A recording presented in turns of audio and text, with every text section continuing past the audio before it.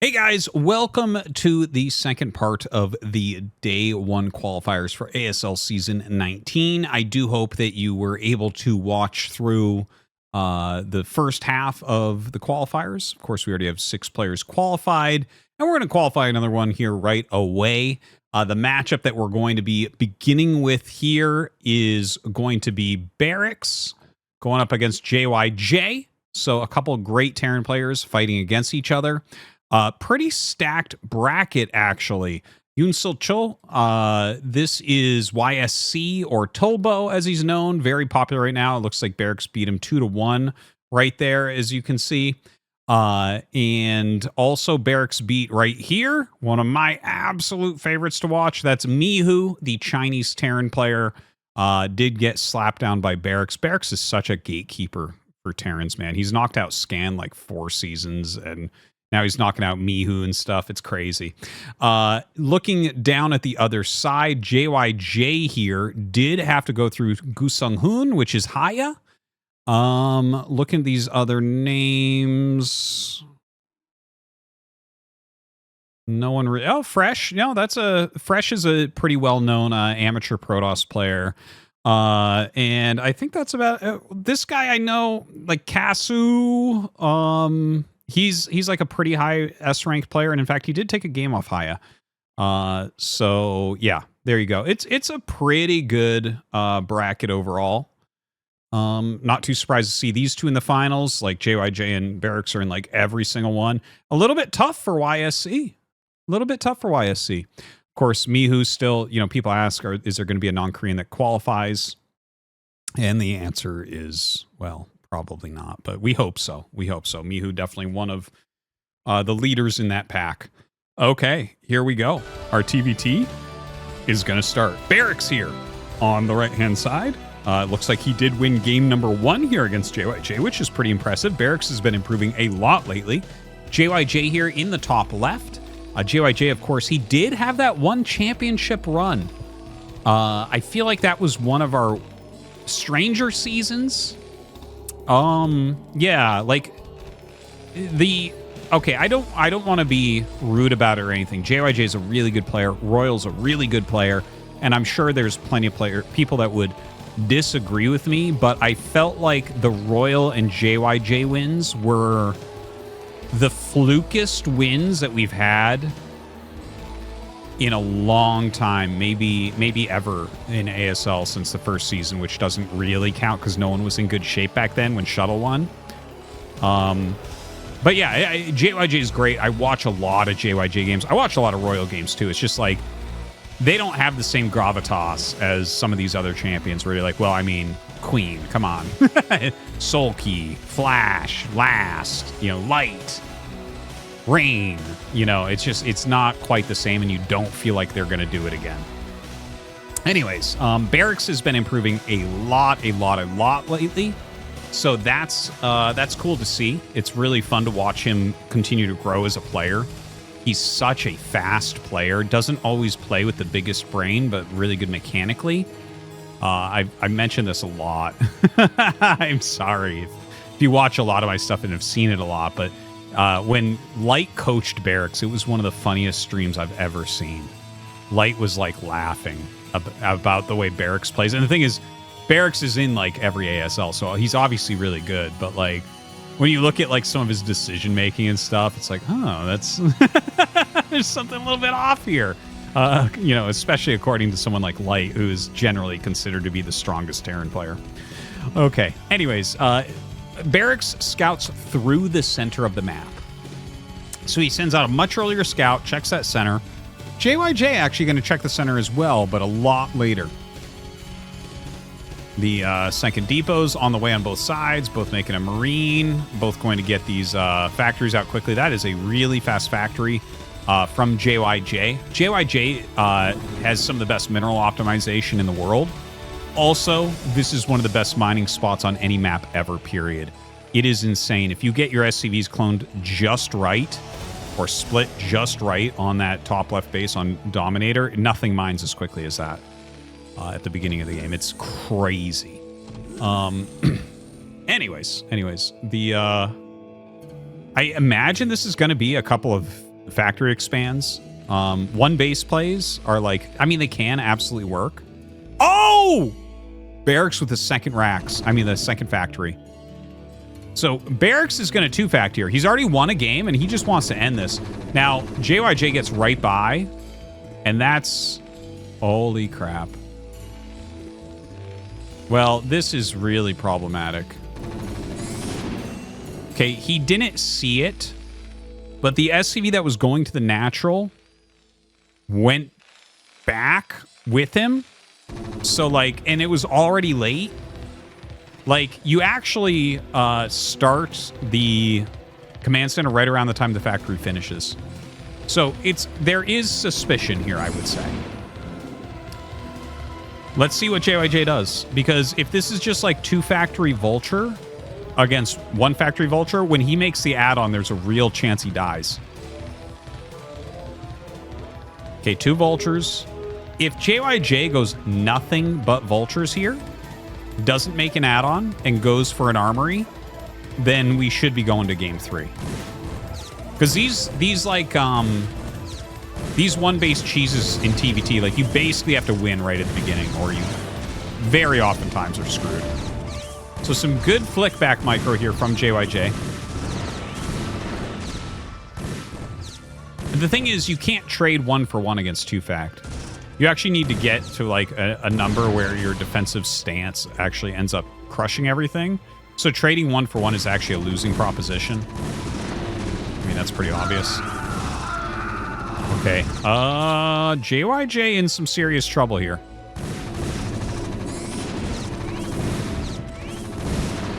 Oh, boy. Real big damage coming out of Barracks.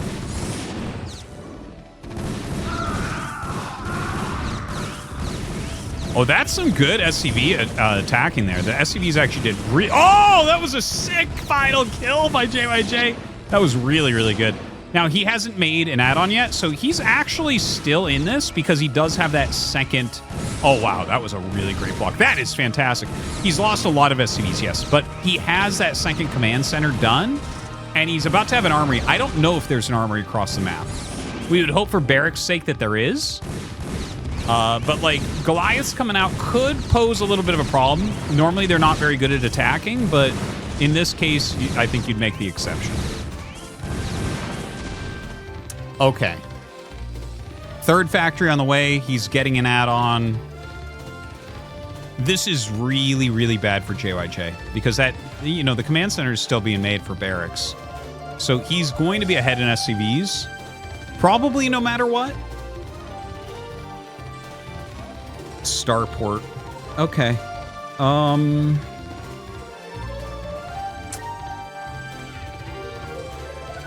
It definitely doesn't look good right now. Like, JYJ needs a lot of things to go his way. He decides to stay and kill the Barracks.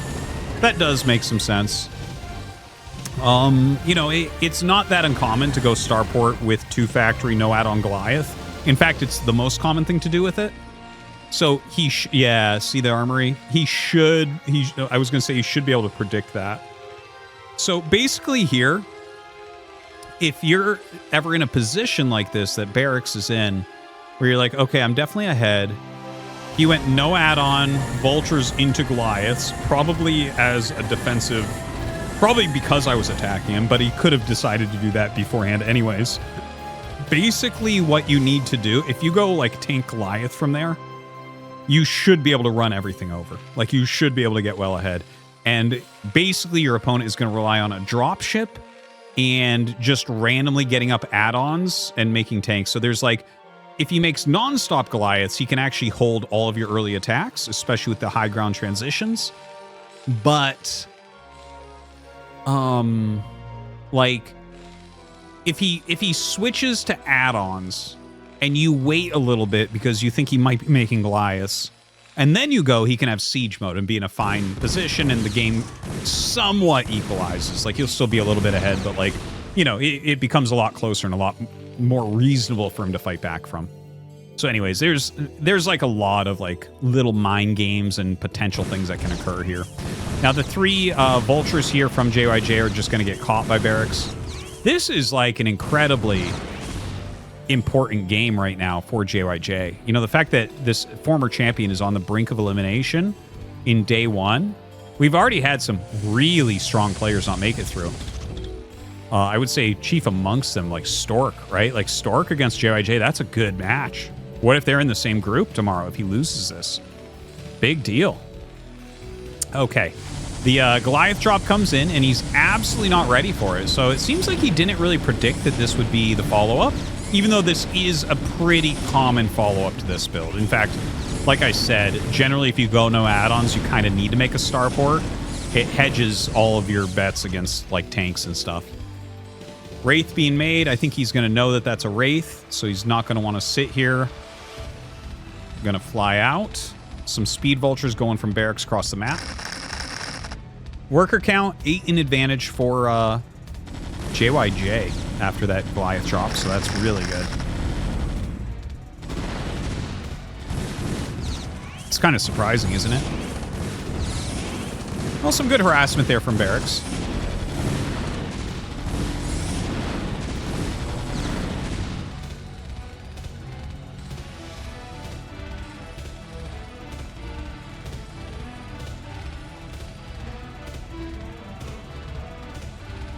All right, so the third base is being made here from Barracks. Looks like he has a nice mine on that third base of JYJ.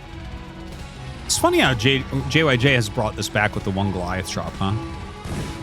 Actually, if he bombs under the Wraith, that's actually a really good move. Oh, he should have done it.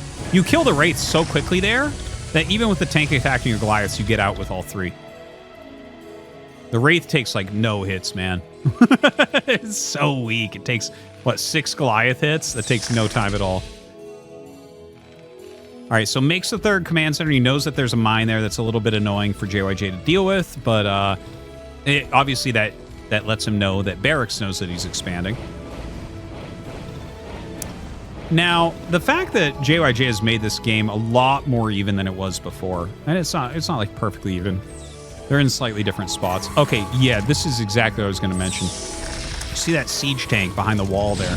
By the way, that's a new change on Dominator as well, is they have some walls there so tanks don't get free vision in the main base, that's actually an important balance update because in Terran versus Terran, if they're behind you, it gets really tough. So what I was going to say is since he already has dropships, he might try to just push heavily, get on that ledge, and then ferry units into the main base and just wreak havoc at that point. So 3 Wraiths were actually made by Barracks there. They will be pushed back. Ooh, that's a good catch. That's an excellent catch. You don't really want to be making another dropship right at this moment. You really kind of want to be focusing on getting out as many units as possible.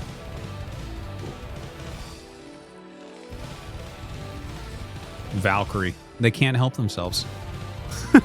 Pro Terran sees other Terran make any amount of Wraiths, make Valkyries.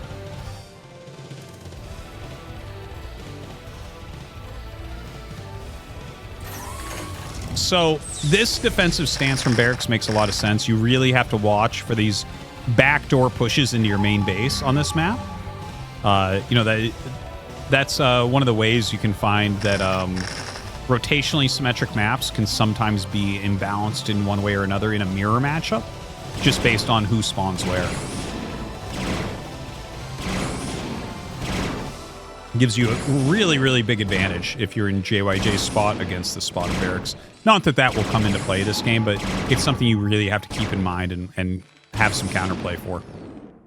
Whereas, like, that type of push will just not happen to JYJ. If there's a big army over there being ferried in, the game's already over. You've already lost so much of the map, it's crazy. Okay, these Wraiths are doing unbelievable amounts of damage. He got so many kills there. And he's forcing a lot of scans. Oh, no Goliath range as of yet. I think generally in a game like this, it's just very smart to get Goliath range quickly. But Valkyrie's coming out. Well, I guess if you're getting Valkyries, you don't really need Goliath range. Probably still worth it, though. Oh, he has Goliath range now. There you go. So he did get it quick. Okay, this push coming in from JYJ could be deadly. He's way down in workers at this point, thanks to all that Wraith harassment. He's got a good spread on this high ground. And you do have to watch out his Barracks. Will he try to hit the main base?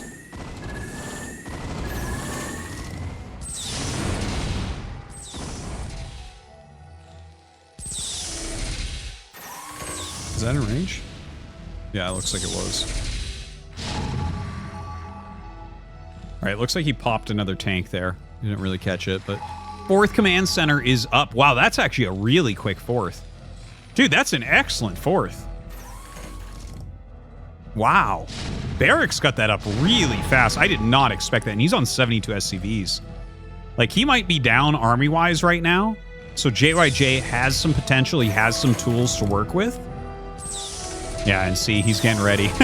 The wall now makes it so that you actually have to provide yourself vision there, which wasn't there before that wall. That's a really, really good change. Thanks to the guy who shouted that out in the, I forget, someone told me that after I made the video on the last maps. I had missed that, even though I had been playing on it. I just hadn't played any TVTs yet. But that's a really good change. Anyways, some Valkyries, a dropship up here, so some good anti-air. But with the 4th base going up, the fact that he's up 20 SCVs, if Barracks just adds a bunch of factories and really macros hard and makes sure he hits his +2 attack, like that is, you're gonna start running this map pretty soon, I think. Okay, 4th base going up there for JYJ. It is a mineral base, but he's got a huge gas bank right now. That's because he's been producing a lot of vultures. That's just something to kind of inflate your supply so that you can be pretty active. Not sure exactly how useful they'll be. We'll see. But a counter push as he sees the rest of the army at the other spot. Barracks comes out, breaks this location, which should be something he's happy about, but at the same time, he's got like no real defense over here.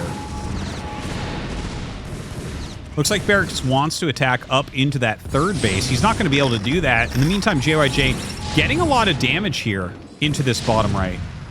Okay, I got to tell you, like, Barracks, he took a risk at the beginning of the game with the 2-factory play. He got good damage with it. He didn't predict the dropship follow-up, which is very common. Took a lot of damage with that. And then he got himself way ahead through just proper mechanics. Like, the guy is producing SCVs nonstop. He got his 4th base really fast. He's got lots of units. They're generally high-quality units. Even mixed in some Wraithras. Like, he did so many things really well here. But, like, I don't know. He doesn't have the bases, like, defended at all.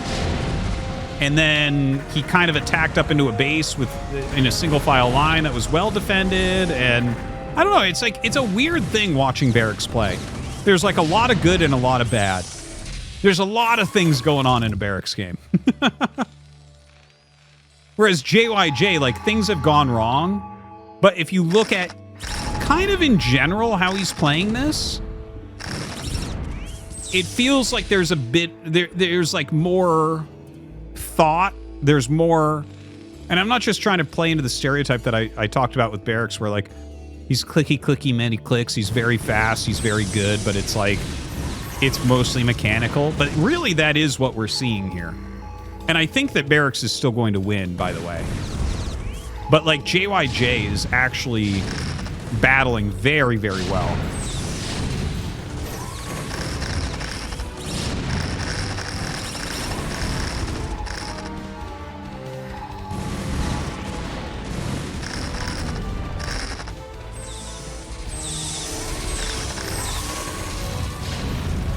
All right. Now, JYJ is basically caught up on workers. Obviously, it's a bit later than his opponent. He's 1 gas down. Makes a big difference, of course, over time. He is an upgrade down. We have... Oh, he just got his +2. It just finished as we were literally looking at his unit that only had +1. So that's really, really important. And so now, this is kind of funny from Barracks, because he's got like a half setup on this side and a half setup on the other side. So he's like kind of containing, but neither position is super powerful. I like this from JYJ. I'm going to be honest, like, the position I want is Barracks, but the way I want to play is JYJ. If that makes sense to you. I hope it does. But seriously, that's what I'm looking at here. Like, JYJ is playing really, really well, and Barracks just has a better position. But JYJ coming in. Look at this. He's supporting it. Drops right on top of these siege tanks. Oh. He's going to clear most of it, but not quite all. Just enough here from Barracks. He needs to repair that. He needs to throw down an extra missile turret. He needs to siege these tanks. He just needs to prevent anything else from dropping in there. And he's taking the bottom left main, by the way. Looks like JYJ has snuck another base in that kind of cornerish area. The command center kind of off. You can see how busy these guys are right now.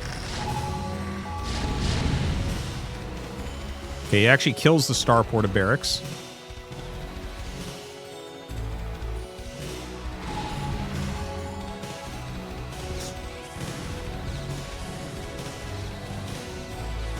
I'm trying to think of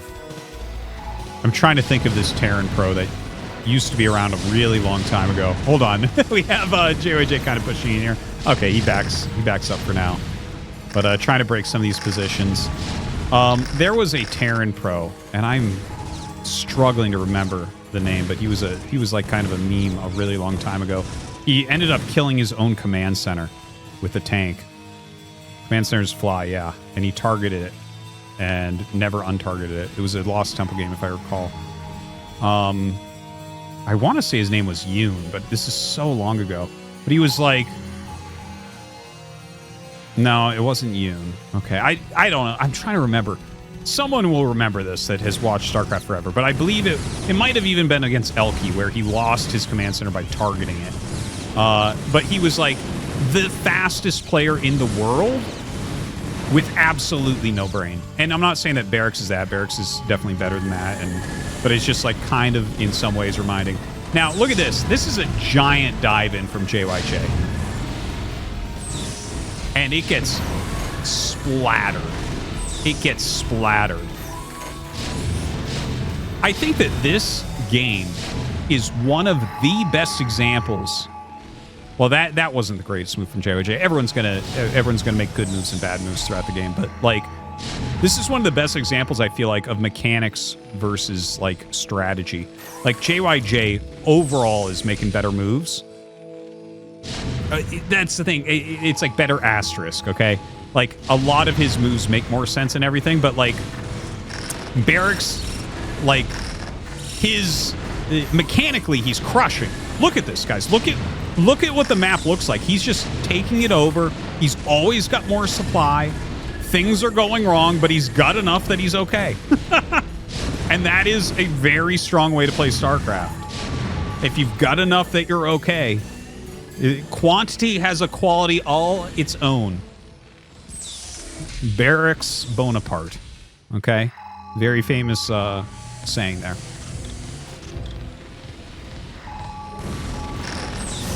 Okay, so JYJ pushing the left side really, really hard now. Obviously, he's weakened on the right side at this point. A lot of his stuff got cleared over there. Okay, he's clearing through what Barracks had over there. Barracks bringing over some dropships. Now, Barracks didn't really get SCVs. He didn't do a transfer to that bottom left main. He has a few SCVs he's built there, but he's been kind of busy elsewhere, so he hasn't really done that much. JYJ, if he can successfully push and cut off that bottom left main, this is one of the things about three-player maps is you can't split them. So whoever gets the other main in a three-player map wins generally. Now, obviously, there's more to it than that, but like in Terran versus Terran, like you almost never see battle cruisers on a three-player map, for instance. It's just there's too much jockeying for position and aggressively trying to take the other main base. So this is a really important moment. His vultures are in here. He sees what's going on. Barracks is going to try to defend. And you know how I said you can never split a three-player map? The funny thing is, occasionally the other main, the third main, and the third natural get split. That sometimes happens. So rare. It has to be such a weird position. And the way that Barracks is set up with siege tanks in that main base, it could happen. We don't know. It could happen. Generally, the player that has the main base, by that way, is generally behind in those spots. Anyways, that's a talk for another time. Well, maybe it'll occur and I'll explain it. But right now, the dropship's coming in from JYJ towards this base. Looks like he's making some rates. The thing is, Barracks has so much money. Look at the amount of gas he has at this point. He's just making anything he can make. JYJ gets an insane drop-off here. He's going to kill a lot. The Wraiths come in, and they are going to be able to kill off these drop ships. He's going to clean up a lot of things with these Wraiths. Look at that. He's just got a ton of starports down. The mechanics of Barracks looking very, very good. He's up a good 30 supply right now.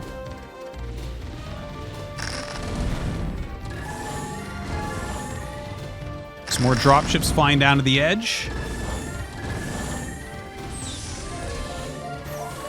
JYJ, you know, he's maintained a much lower supply, but continuing to go through the map and kind of methodically destroy areas. He's got some good missile turrets up.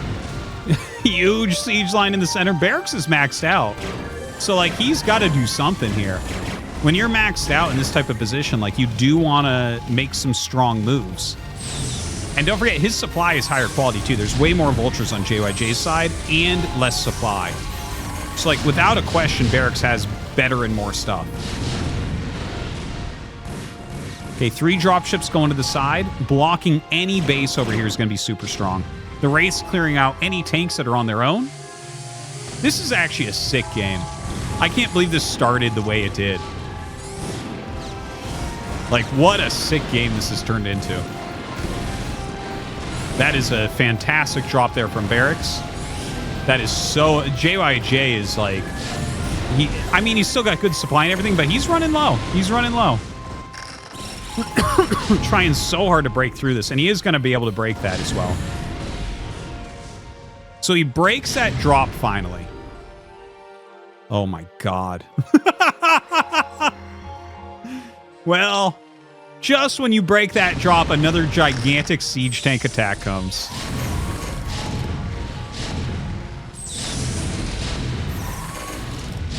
Oh! Brutal. Brutal.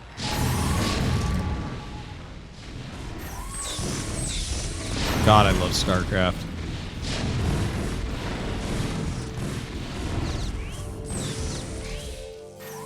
I'm sorry, guys. I just have a big smile on my face right now. This is a... Oh, my God! Oh! Random mines. The first time we're moving through the center of the map. Ton of mines there. Catch his army and just devastate it. Brutal, brutal. Down 50 supply right now. Over 20 of that is in workers. I tell you, he needs to secure one of these bases. Like, he just lost the command center over here. And that's painful, because he needed that secured, and he needed the gas from it. There's a chance he takes top right. That could be an area. If he sets up, like, basically right here where his army is just moving, that top right base could become his. But he absolutely needs another base, ASAP. Main natural empty. That top right-ish is getting low. Barracks is just taking more bases now. He's really secured that third main base. He's taking the third natural. Here come the Wraiths. This is game. This is game. The Wraiths are closing. Oh, there's his Valkyries. You know, I make fun of him, and suddenly he has 3 Valkyries to clean up the Wraiths.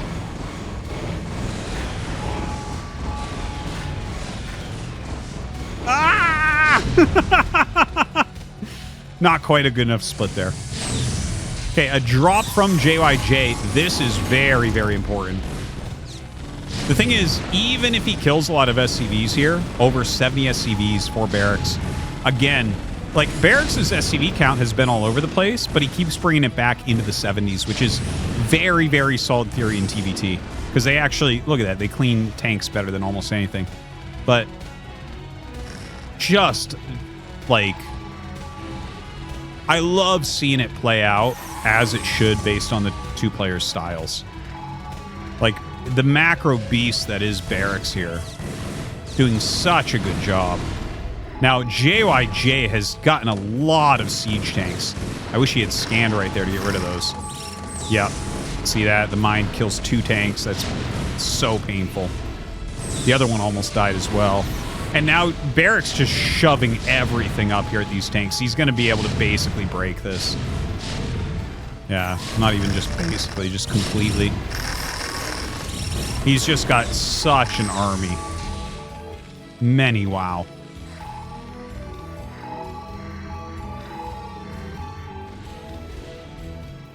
Okay. The game, like, whenever JYJ says GG, I think it's okay at this point. Like, obviously, he does not want to lose here 0-2 to Barracks. He wants to continue to the very bitter end because TBT has some of the better comeback mechanics. Like, you can really come back from crazy stuff in the matchup, but, like, you can't come back from here. It's impossible. He's finally taken that top right base, but he's barely mining. He's got a mineral-based mining, he's got a gas-based mining, and that's it. Whereas Barracks is just, like, putting command centers everywhere. I feel like if there was a random geyser somewhere you'd put a command center next to it like the computer does on some of these weird old Blizzard maps. Look at this. The Wraith's insta-catching these drop ships. JYJ's got to kill as much as he can. GG! And Barracks advances over JYJ. Amazing play. Great game. So we have had now, what is it, 7 players qualify so far. 3 Protoss, 3 Terran, 1 Zerg. And we're going to go into Group 9 here on day 1. This is, of course, the second half of day 1. And a lot of very big names here. Let me start up here at the top. And you can see them very easily. This is Speed. He's #1 on the ladder all the time. I cast him all the time. He's in the finals. Okay. Then you see Motive is here. Motive is one of the strongest up-and-coming Protoss players. Of course, he had a very embarrassing season when he proxy-gated the wrong main last season, but really in good shape, so that's a tough draw for him. I think there's a very decent chance he still makes it in on day 2. Then we have Organ, a.k.a. Piano, a very old pro who still does a lot of commentary. Obviously still a very strong player. Let's see here. An Jung-woo. This is a kind of well-known Protoss amateur. And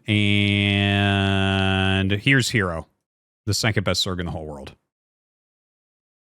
What? What? What? What? What has happened? Hero has lost to this Terran player in the round of 8. And then this Terran player lost here. And by the way, this guy that went on to the finals, I have no idea who he is. I have no idea. I know some pretty far out there players. Maybe we'll figure it out as we move forward in this. Maybe you'll have an idea I recognize, but I don't know who the Leung Min. No, I don't know. I don't know who this is. A Zerg player? Again, maybe I'll figure it out later on, but I do know who this Terran player is. Okay? Do you guys remember ASL season 17, I think it was, where Queen didn't make it in? I actually literally talked about this earlier, where Queen got just Marine Rush twice by a Terran player. He's back. And he knocked out Hero. Oh my God. He's known as BCM. He became a huge meme within the scene after he knocked out Queen. Every pro made so much fun of Queen. It was hilarious. Jin did some translations. I definitely suggest you go check those out. It is so funny. But now he's also taken out Hero, who's literally the second best Zerg in the world right now. Okay? To Solky. That's it. Hero's God tier. Unbelievable. I need someone to make a compilation of all the shit that Hero talked to Queen when Queen lost to this guy. So BCM beat Hero, and guess what? We're not going to cast this right now. We're going to cast this because, well, you already know what the what the results are, but this is something that we just absolutely must check out. I'm very, very excited. So here he is, the man, the myth, the legend, BCM. Dude, if he just Barracks rushes twice. The thing is, everyone knows who he is now after he did that. It was legitimately so funny because it was like the biggest upset we've ever had in the qualifiers was Queen losing to him. Because Queen is always one of the best Zergs in the world. Okay? Oh, look, and they're showing. They're showing down here. See? 2-1 against Queen, Season 17. There it was. And now they're showing, like, obviously we already know the results of this match. I don't know the results of any other match that we're commentating so far, at least. And yeah, so this one, let's see what this one looks like. But yeah, he basically Marine rushed against Queen twice. At that time, he was like a high A rank Terran, like maybe a 2200 MMR average, something like that. I don't know if he's gotten better or not. But dude, seriously, I would suggest you go check out Jinjin's translated VODs, Jinjin 5000 on YouTube. He did some translations of the pros making fun of Queen. Because, like, I mean, you got to do it. You got to make fun of people when they lose to someone way below them. But they were like, oh, we invited him to Pro League, but he's a salary man. Like, he works a regular job, right? So he was busy. He's just a regular guy that likes to play StarCraft that just did Marine rushes and won. Now, I don't know how good BCM is right now. I'd assume that, well, obviously he's pretty good, right? Like, you can't just get like a crappy player that never plays and have them bunker rush and beat Queen twice or beat Hero twice. Obviously, you're going to be really good. But the hilarious thing is, both times that he did that, he immediately just lost to like a random Zerg afterwards that's like half the skill. And now we have someone in the finals who I'm not even sure who it is, when that was clearly meant to be Hero versus Speed finals. So crazy things occurring. Woo! Hope you guys are enjoying the ASL qualifiers. I'm definitely enjoying casting them. This is so much fun. Yeah, I'm like kind of just more excited almost about a compilation of BCM like destroying players that are way better than him, and then also a compilation of anything that Hero said to Queen, any trash talk. Like, you know, because like everyone was doing it. Oh yeah, oh, that's what I'm talking about. Cancels his main command center, throws down 2 additional barracks. Get wrecked. Get out of here, Hero. That is so funny. And he throws up the gas. So this is the dumbest all-in. Like, this could not be more all-in. If he simply sends the Overlord up and checks, then he builds 5 Sunkens and the game ends. BCM's copy of StarCraft crashes. He probably has to get a new CD key. Like, that's... like, that's it. That's it. This is so funny to me. Oh, my God. All right, there's the Overlord. I tell you, StarCraft wouldn't be as good without the cheese. I mean, I'd probably like playing it more, but yeah. Now, he should see SCVs mining there right around now. I'm trying to think. So you normally start the command center, I think around 3 minutes? Wait, yeah, no. Why is my brain not giving this to me? Yeah, it should be mining around now, I think. I don't know. That's not like a timing I need to keep in my head, so... Hero should be a little bit suspicious right now, I'd think. He's watching more Marines be made. Okay, when he sees a fucking Firebat move out... Okay, you have to start a mass Sunkens now. Like, you just have to make 5 Sunks, and you win. You can't expand and have a Firebat and Medic walk out at 4 minutes, 30 seconds. It literally is not a thing. It doesn't exist. Mathematically, it's impossible. So here he's working hard at catching SCV, and he starts 1 Sunken.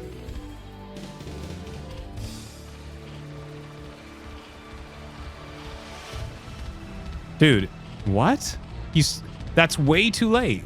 That's way too late. You have to start it as they're leaving the natural. Okay, well, we know how this game ends. He's literally just going to stim in and kill him.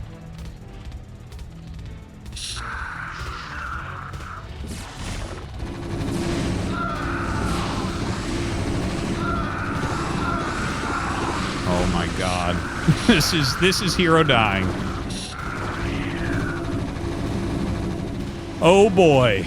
Spire finishes up. Does it matter? No. Run up into the main base, kill every drone. GG. Wow. All right, so we got a little peek into the majesty that is BCM, and we're going to go ahead and go into the actual match now, which is going to be Speed versus this other Zerg. You're going to notice that up here it says Effort. This is not Effort's name. Okay, Leung Min, that is not Effort's name. This is obviously a fan of Effort. Effort is Kim Jong-woo. So yeah, I don't know who this is. And he's not truly supposed to be here because BCM knocked out Hero by doing silly things like canceling his command center. So, dude, I love it. It adds so much spice. But Speed now is playing the easiest finals probably any top pro will have during the ASL qualifiers. I'd imagine, but we'll see, okay? Radion is our map 1 here. I love that they decided to show one of those games just to show the type of play BCM does. It's so funny. I love it. Anyways, that's a 9 pool right there from Effort, or not Effort. I don't want to call him Effort because it's not Effort, and I don't want people to think it's Effort. Leung Min, I guess, because he's just, you know, I understand, like, you're a fan of Effort. Okay, you make your ID that. You, like, hope to aspire to be one of the greatest Zergs ever. Cool. Because Effort certainly is one of the best Zergs ever. No questions there. You know, it's kind of funny. Like, if StarCraft 2 had come out later, Effort might be remembered as the strongest Zerg of all time. Instead, that goes to Jaedong. It's similar with, like, Zhongbi and Fantasy. They might have been remembered as the strongest Protoss and Terran of all time. But their careers were all cut short as they were, like, really super peaking. And Effort was, like, a little bit earlier than those other two, I would say, towards the peak, but, like, still kind of there, right? But it's funny how things work out. So a 9 pool, and you know, it's like now 9 pool at the top level is supposed to be hard countered by a fast factory. We're gonna see if Speed is able to pull that off. I actually, again, because I don't know who Leung Min is, like I can't say with any sort of like authority how good he is. He is probably a strong S-rank Zerg. I don't think that you'd have to be so lucky to make it to the finals any other way. And I guess I went over the bracket, so like there's enough strong players in there. He's got to be at least a strong S-rank player. But you know, there are certainly some strong S-rank players that I just don't know who they are. Okay, the Lings are coming here really quickly. 2 Marines in a decent position. It's going to be hard to get the SCVs perfectly on top of this. Wow, they don't fit through there? Wow, okay.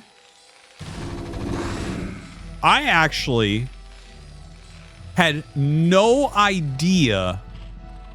That looks so wide. That looks like a Hydralisk could fit through there. Wow, and a hidden third base. If that's actually a block, it might not be that it's a block as well. I know that looks insane. What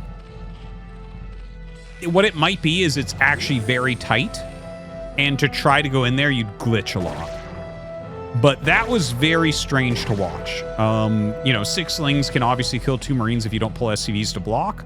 He didn't really do that, so he was definitely confident. So I guess that might just be a great placement for that. Either way, there's a Vulture on the way right now, and things are not looking good for Leung Min. Okay, Vulture coming up.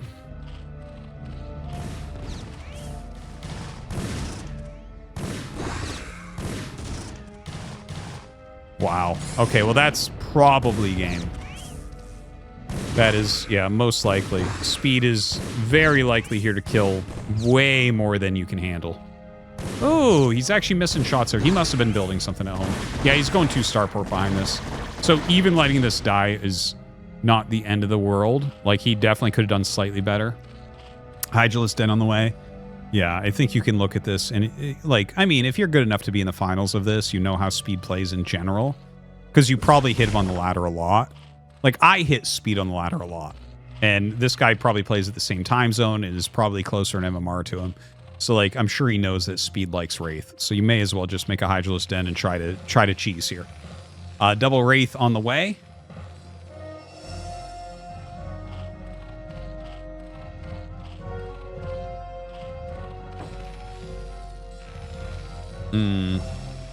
This is not going to be pretty.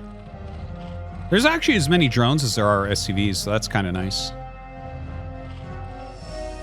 He's making Hydras, but Hydras without range, like Speed will out-micro those all day with Wraith. You'll barely be able to touch his Wraiths, watch. Oh, that was a little sloppy. There you go, though.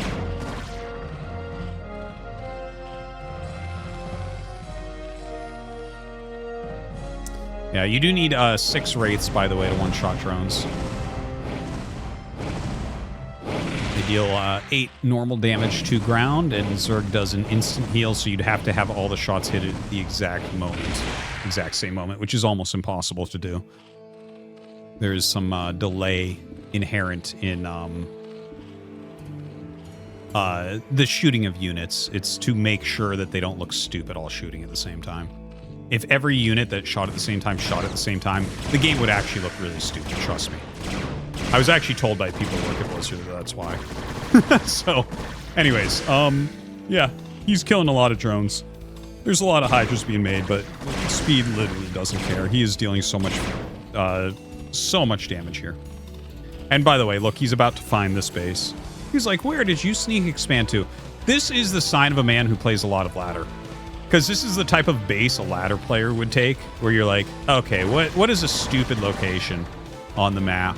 And then you look at it, you're like, okay, bottom right third base and bottom middle. Those are bases that, like, you'd be like, no, those are too easy to attack. Why would you expand there? Which is why they're popular on the ladder. So Speed finds that immediately, being the #1 ladder player by miles. He has a bunker already on his ramp. He's killing every single SCV, or every single drone. Oh, okay. I was like, should he load those in the bunker, perhaps? But no, it's it's already full. So Speed is like, this game's just about over.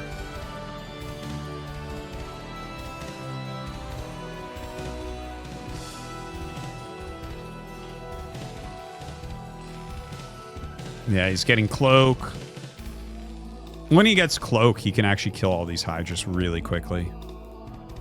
Looks like he's going to go ahead and counterattack. As long as he brings a decent amount of SCVs over here to repair, there's no way the Hydras will break that going uphill. But yeah, we should see GG here in a second.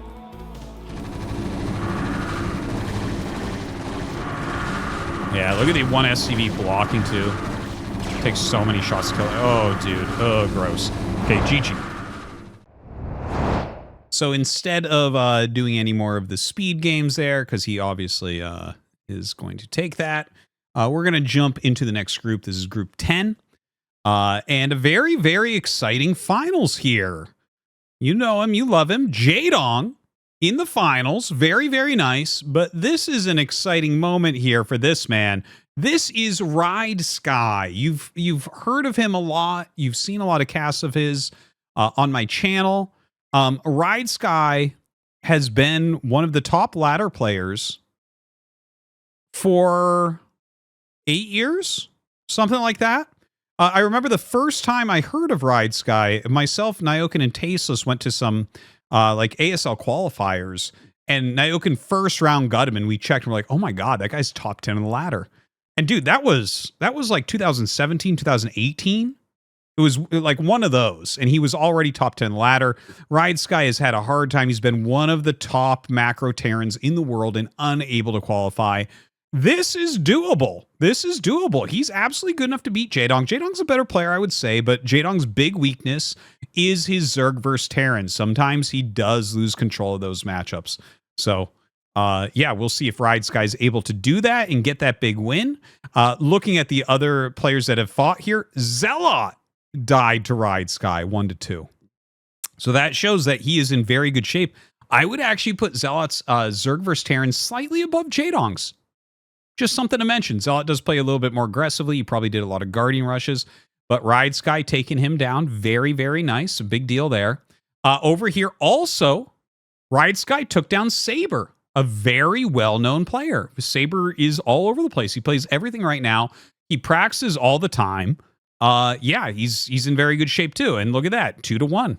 Awesome, awesome play. Looking down at the other side of the bracket, Shinde-sun. I don't know who that is. That is not coming to mind at all. But whoever this is beat Bako PvP. So this is Bako, if anyone remembers him. He was a pro Protoss back in the day. I was actually a pretty big anti-fan of him. Don't really like the way he plays, but he did lose 1-2 PvP there. So hard to say exactly how good he is. As far as other games here for Jaedong, going back one more bracket. This is Blade Kwano Hyun. That is Blade. He's super, super active on ladder. Just a strong Protoss amateur there once again. So a pretty good bracket, I would say. Like quite a few strong players. Zella is definitely someone I would expect to make it in. Ridesky, of course, is like the guy that we're always kind of like, oh, I don't know if he's going to make it. And then Saber is like kind of one of those guys on the edge where I wouldn't be surprised. Bako, I've seen that he's been back for a bit, but he hasn't really done anything yet. So I don't know what type of shape he's actually in at the moment, but it looks like it's not super great. Since he's losing to someone, I don't know who this is, and then this guy loses to Jaedong very handily. But, I mean, it's Jaedong, so that can happen. Anyways, there you go. That's our bracket. So Jaedong versus Ridesky. I think it's going to be a good match. Definitely is one that could potentially give us a very strong 3-game series. We'll see exactly where we're jumping in, but that should be our next one right now. All right, and here we go. Yeah, game 1. So hopefully we get this whole series. So we have Ridesky in the bottom right. And yeah, we have Jaedong in the bottom left. So you can see he did get the runner-up spot in the 2022 ACS Season 2.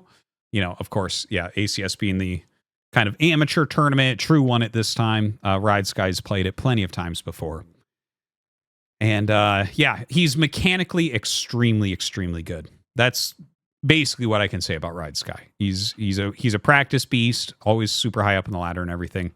Jaedong, Zerg has evolved a bit recently. Zergs are way more comfortable dealing with big groups of Marines and medics than they were a while back. So hopefully Jaedong has absorbed some of that, because I feel like most Jaedong losses are like timings right before he has lurkers up. Really, I think that's the vast majority of Jaedong losses. Because I don't feel like I feel like he's quite strong against Protoss. I feel like he's quite strong against Zerg. It's just a lot of inconsistency against Terran. And again, you know, his old style for that matchup, the really decisive style, doesn't work as well anymore anyways. Although we do have some very aggressive, decisive Zergs that are around. You know, they're just not, they're not super consistent. The consistency you're seeing out of Hive-based players that are really used to going to Hive and being comfortable with that. Sulky, Hero, Queen. That's so funny. 2 of them, of course, losing to BCM, but, you know, those are Marine rushes, so anyone can die to that stuff. Okay. Anyways, Ridesky, yeah, looking like he's just going to do a Barracks expansion. Jaedong just looks like a very, very standard 2 hatchery opener. This drone going up the map. Going to scout top left. Yeah, I hope you guys are quite enjoying the ASL qualifiers. Really happy to be able to finally cast them. Oh my god, I keep forgetting sound. I'm so sorry. My bad, guys. Hang in there with me. This is a one-man show here. And many, many hours in at this point.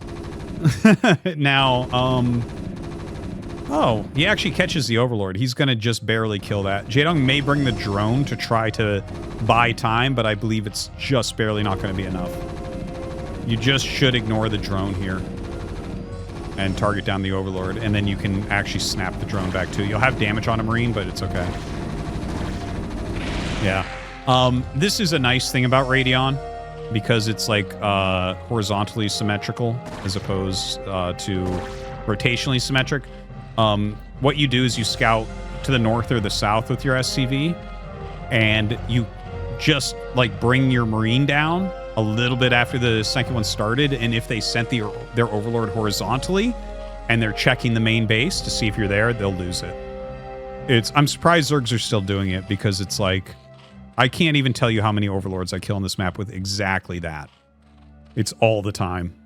Okay, 4 Marines walking out. This could be deadly because he killed an Overlord. There's 0 vision of him right now. And the Zerglings spent their time chasing down an SCV. So here we have to see if he decides to try to dive on drones or he just walks by the mineral patches. Both are going to be really strong. 4 Lings out. Let's see how decisive. Oh, he actually did make 2 more Lings from the main. So between the drones and Lings, he's got enough. Nice. Good. Okay, good targeting. He got 2 drones still, and he forced a fair amount of Lings. So Ridesky's still going to be happy with this. But Jaedong dealt with it reasonably well. Some more Lings being made. Now, see, these Lings being made, this is old Jaedong. There was a point in time where, like, we'd be like, oh my god, he flipped the switch, he's going for it. But do you see that depot in front of the bunker? And as long as he's quick with his SCVs and blocks the ramp, he'll be fine. He's got 1 sitting there. Let's see. Oh, okay. Well, Jaedong's going to win. All right. Well, the decisive Jaedong still wins. But I'm just saying, like, some Terrans will block that. Like, you put 2 SCVs there to slow it, and then you drill SCVs, and suddenly, you know, that is not going to work as well. But decisive Jaedong, looking good. I definitely put this down as a big, big advantage to Jaedong. You know, maybe I spoke too quickly saying Ridesky's dead, but generally it's really hard to come back from positions like this because the mutas should still be on time, which means he needs to start his turrets in about 10 seconds. But look at his money. His money is at like nothing. His academy is not done. Like, this is very, very bad. Whereas Jaedong is like, okay, you know, he's not a huge drone count, but it's like he's caused so much lost mining time. He's slowing him down. Very bad position here for Ridesky. I like it, man. I want to see Jaedong succeed. A lot of people actually ask me, they're like, oh, who's like the nicest pro gamer that you've ever met? And Jaedong always has to be on the list. He's just one of the nicest guys I've ever met. Just so friendly, so nice. A taxi driver tried to rip us off once. Me and him and a couple other guys were sharing a taxi. And the taxi driver was trying to rip us off, so I started yelling at him, and Jaedong calmed the situation down. He's a sweet man. Anyways, here come the Mutalisks. All right. Well, the Mutas get pushed back pretty quickly there from Ridesky. Really well-timed turrets at the natural. Of course, everything is going to be kind of slowed for Ridesky here. In fact, that turret he put down, not a great position. It's going to glitch some SCVs when he has 3 SCVs on that gas. Yeah, he's building some more turrets. Jaedong getting some damage done. I think this is a slow and steady forward game here for Jaedong. So basically, like, if he just continually harasses like this and just picks and picks and picks, the SCV count is already so low. Like, you kind of have to get into your mid-30s to be getting additional barracks, to be getting tech, going up to starports and things like that. And he can't afford that, right? If Jaedong just continually is doing it just like this, look at this, 16 SCVs. You can't afford to get a factory here. You have to basically just buy SCVs, Marines, and turrets as you can afford them. Jaedong is picking him apart right now. There is not much potential in this game for Ridesky. And, you know, that being said, Jaedong doesn't just insta-win right this second. It can turn into a win. If he gets all those Marines, for instance, if he gets, like, good damage on those Marines and those all disappear, the game will end. But that's, like, the only way it ends. Otherwise, Jaedong just kind of, you know, drone here, a drone there, continually produce mutas. Third hatchery just started in the top left. Looking good. He's up in worker count. I'm sure Jaedong's thinking to himself right now, this game's over. You know? You got to think like that, I think, as a competitor. You got to look at a position where you're this far ahead. You'll just, yes, I win this. And then just, like, execute on it. But you never know. Things go wrong in StarCraft. They certainly do.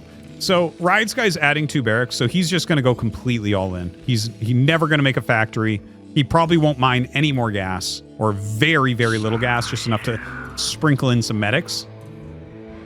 Because, like, yeah, he can't come out of this, I don't think.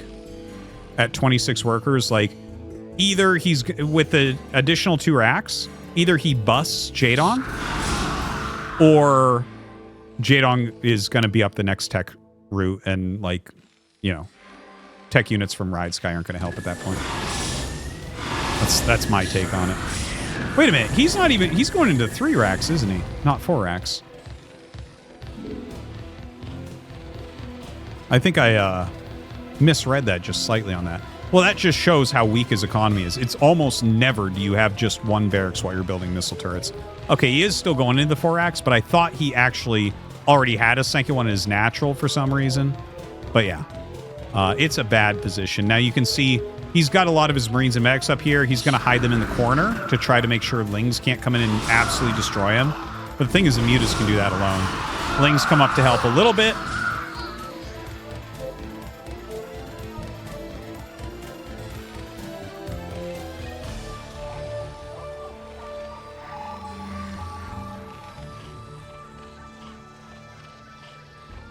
That is a lot of Mutalisks.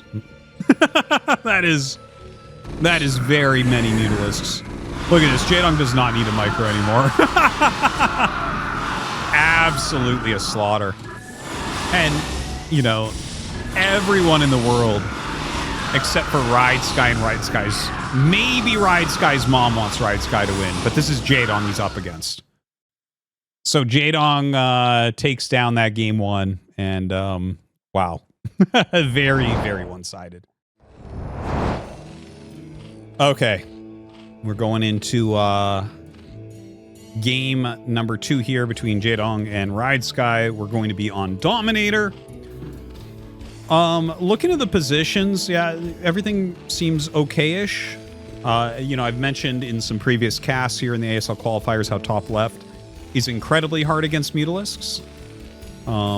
In that Rush versus Shine series, which was pretty good.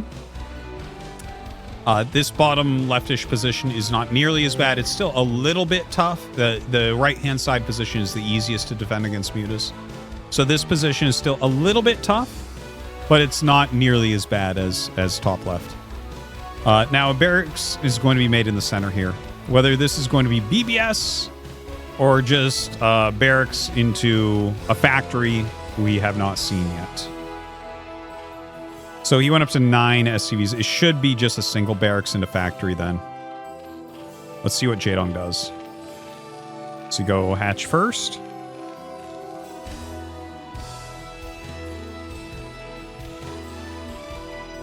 Looks like he's going to.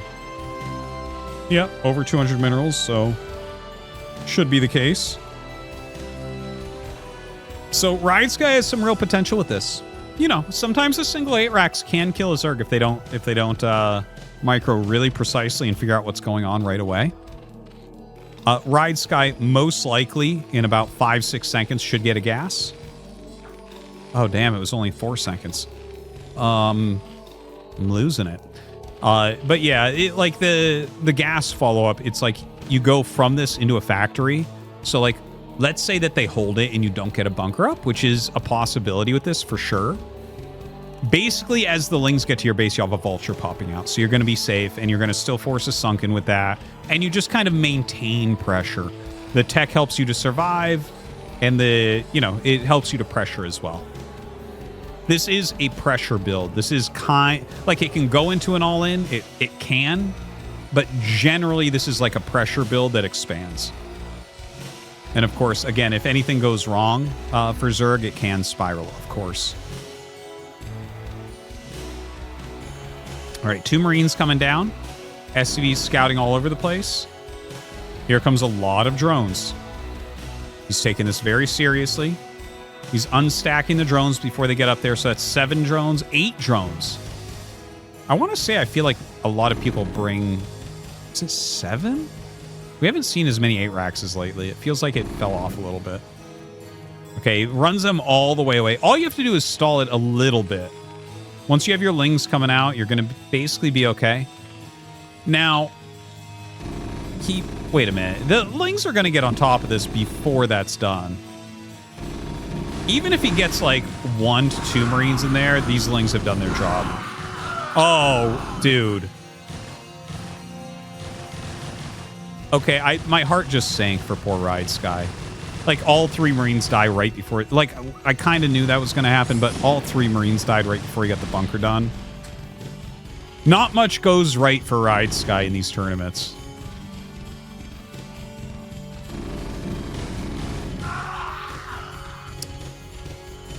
Well, Jaedong has a sunken. There is a starport on the way. Now, whether he utilizes that starport for a Wraith or for dropship is going to be the next big decision here. There is a world in which he rushes to Vessel as well. I don't think that'll be what it is, though. What I think is... Well, he might go dropship just to try to, you know, run away with the game. Just drop some vultures in the main base and try to kill your opponent, get the speed upgrade. Okay, he is going to open with the Wraith. The Wraith is more of a macro play, right? You hunt a couple of Overlords with it, you do some good scouting with it, and then you get Cloak and 3 Wraiths to block the incoming Mutalisks. So it's like, it's definitely a reasonable way to play it. And I do wonder if he's getting Mines or Speed. Not entirely sure on that. Could be either way. Hydralisk Den coming up, and that was Speed we just saw as the Observer clicked on it. So he is going to be trying to maybe get some damage with these Vultures still. And it could, of course, be Wraith into Dropship, but his Wraith is going to have to figure out if that's going to work. Unless he wants to do specifically, if you remember the Wiko player, 1127 or Wiko or Noel that we had previously. He had kind of a, if I'm remembering correctly, he was the one that had the cool build where you wait for the Mutas to fly to your base and you drop in the Vultures.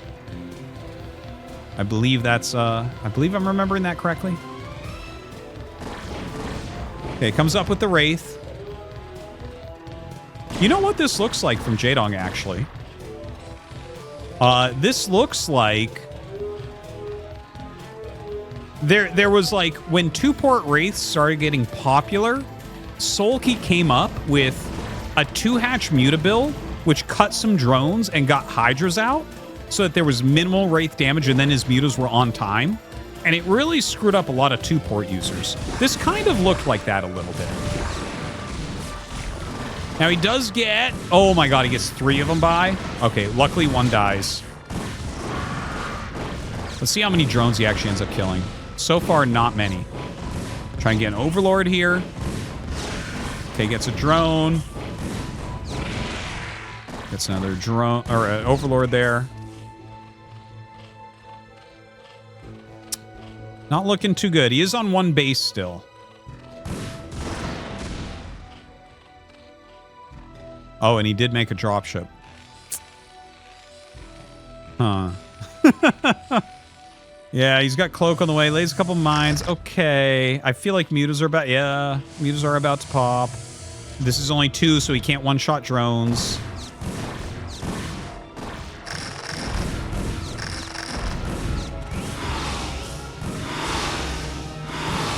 Yeah. Yeah. Now, you might look at this and say, well, Jaedong's only on 16 drones, but he's got the 2-hatch, and there's not a command center started. This is like... Ridesky's unit set is like the A-team or something. Where you look at it, you're like, wow, he's got like something that's good at everything. But it's not a unit composition that's going to win the game or even be able to really attack. It's like, it might keep him alive. It's not very robust at all. Okay, he gets his Cloak down. Gonna send those Mutas out. Jaedong doesn't really care. I will bet you bottom dollar that he's already got Overlord speed on the way. And he's gonna fly in with like 10 Mutas and 3 Overlords with speed. And there's not gonna be any stopping him. Now, some pretty decent harassment. He's actually getting a fair amount of drones here. He kills like 4 drones. Of course, Jaedong was droning during this time anyways, so he's still got a decent economy.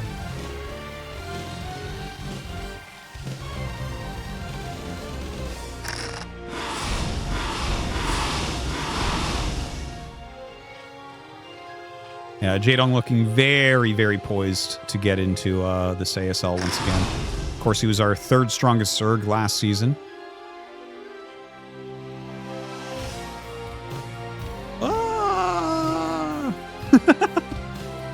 All right, dropship going to get caught. He's just going to send the Scourge. He doesn't want his Mutas to get too far out of position. I actually like that. So that dropship is dealt with. Jaedong building up his count of Mutalisks. Some more Scourge coming out to help deal with the Wraiths. You know, Ridesky has a base up. He's up to 30 SCVs. Okay, you know, he's getting some things together. He's starting to recover the position a bit. And I kind of like how he's hiding these Wraiths down here. I feel like he's looking for, like, kind of like some counterplay, right? Like, maybe he can use a Vulture or something to get chased by the Mutas and then run up with the Wraiths. But no, he's just going to go now.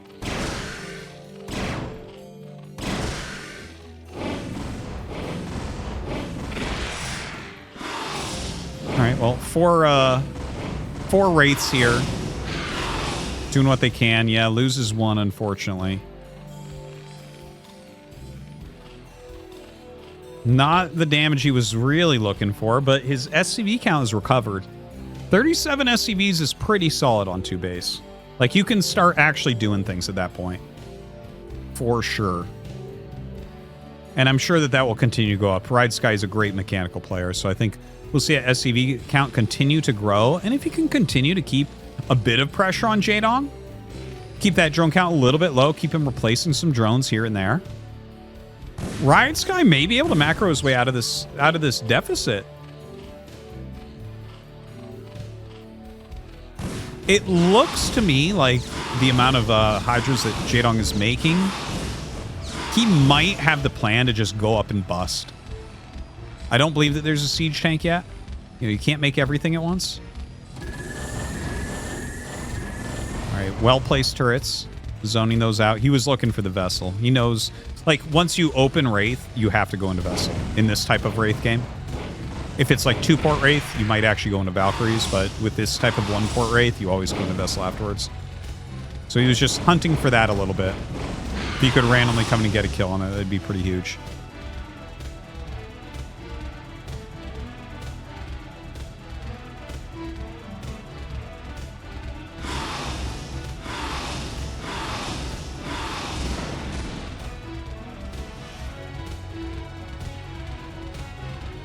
All right, Queen's Nest is coming up.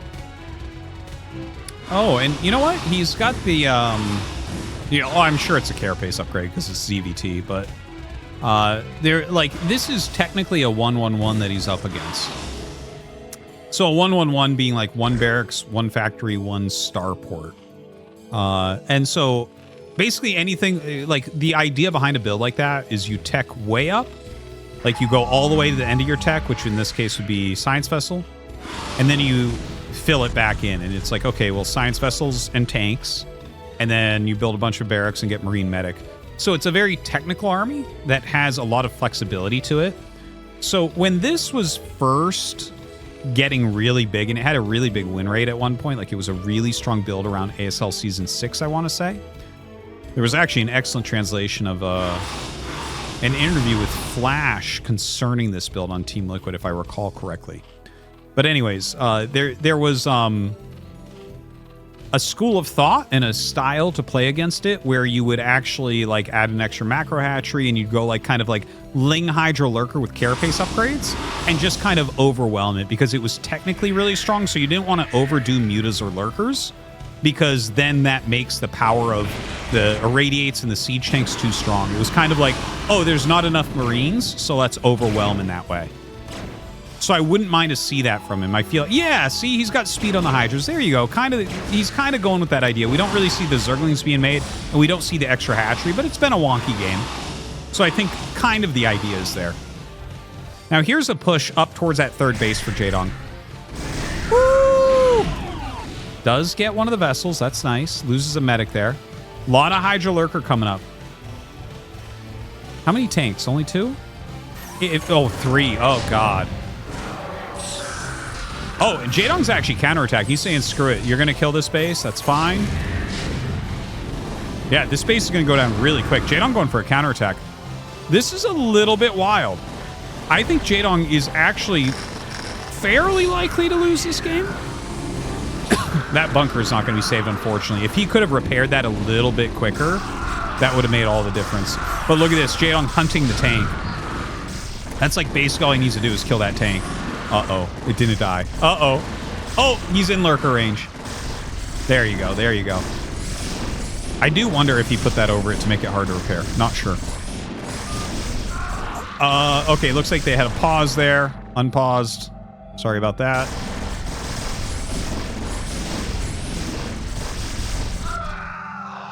Now, Ridesky's lost his natural, but he's killed the third base of Jaedong, and his army is maybe technically a little bit better. I believe he has 2 to 3 siege tanks left and 2 vessels left, plus some bioforces. His main is not penetrable right now, but Jaedong's absolutely... Oh yeah, he has 3 tanks. 3 tanks, 1 shot a lurker if it's not high ground. Not a lot of Marines. Now, if he gets consumed done, that should be enough to end up taking the game. And this is a big flank. Okay, see, now notice how he has a lot of Lings mixed in. This is what you want to see against this. Ling Hydra Lurker runs up. Okay, he's going to smack this. That's going to be it. Well, let's not say this is going to be it. I've done that a couple times where I'm like, I know where this should go from here. That doesn't... It's a tournament. Life's on the line here for Ridesky. Stay in the game. There's nothing in his natural. Go retake. See if Jaedong will maybe throw some units your way. Oh, and look, he's got +2 carapace. Dude, I love it. I love it. Chills. I love seeing correctly applied theory where you're like, yeah, we're going to overwhelm. Ling Hydra Lurker. Like, there's some lurkers, but you're trying to have a lot of units. And you just focus on carapace upgrades because what you're trying to do is bash the Marines. It's awesome. And +2 carapace is really, really strong against +1 Marine. Really strong. Awesome, awesome, awesome to see from Jaedong. Okay, so Ridesky... Oh, God, he lost the command center earlier. I actually kind of forgot that. So he actually doesn't have the mining base. And now there's Defilers out. Oh, boy. This is not going to end well.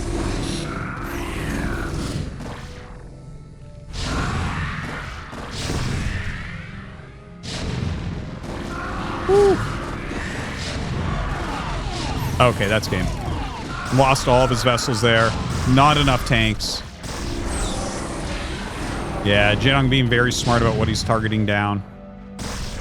Backs up. He's retaking a couple bases. The base that he had lost before, plus a closer by gas base. Ridesky trying to rotate out on the map to maybe get some counter damage, maybe cut off reinforcements. Not entirely sure what the idea is. Even a counterattack would be okay. Like, he can't just sit and defend. Even though it looks like he's probably just going to die from this, he had to move those Marines out. Nothing else makes sense. Hey, that was good targeting. I like the tank on low ground as well. Irradiates the Defilers, so the Dark Storms have to stop.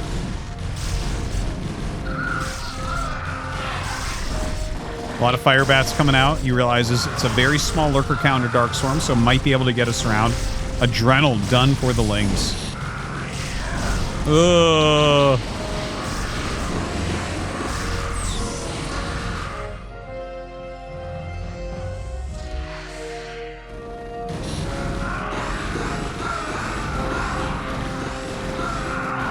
Well, I think that does it for Ridesky. He's got very little left, loses the rest of his vessels.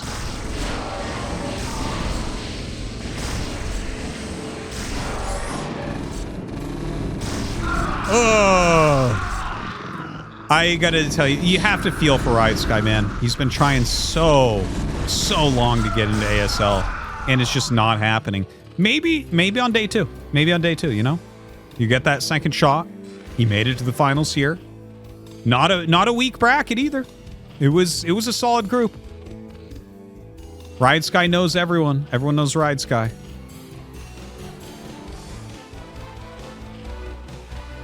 But will he forever just be a hurdle for the real ASL players? We don't know.